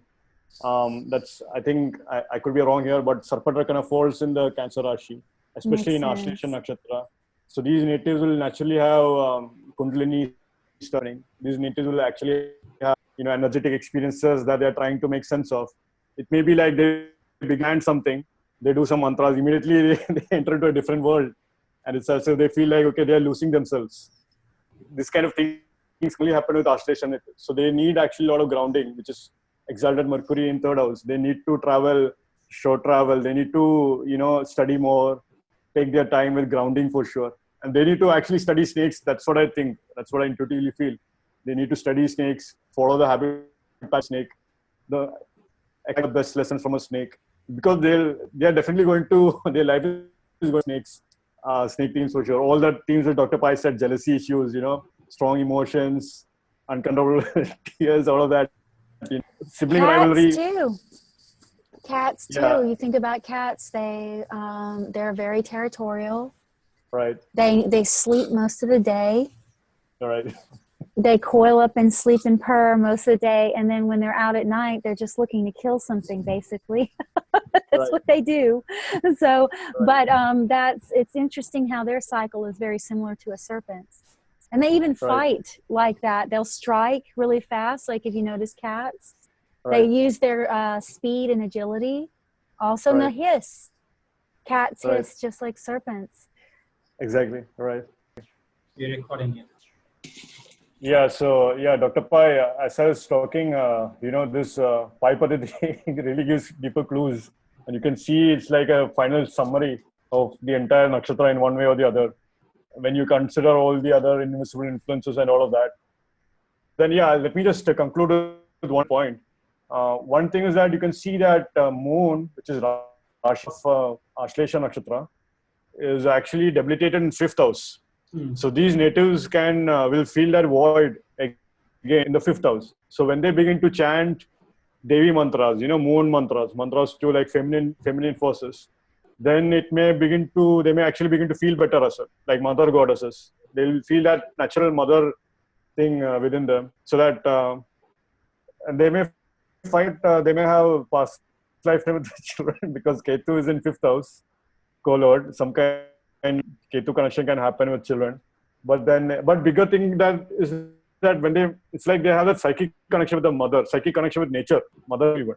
That might help out.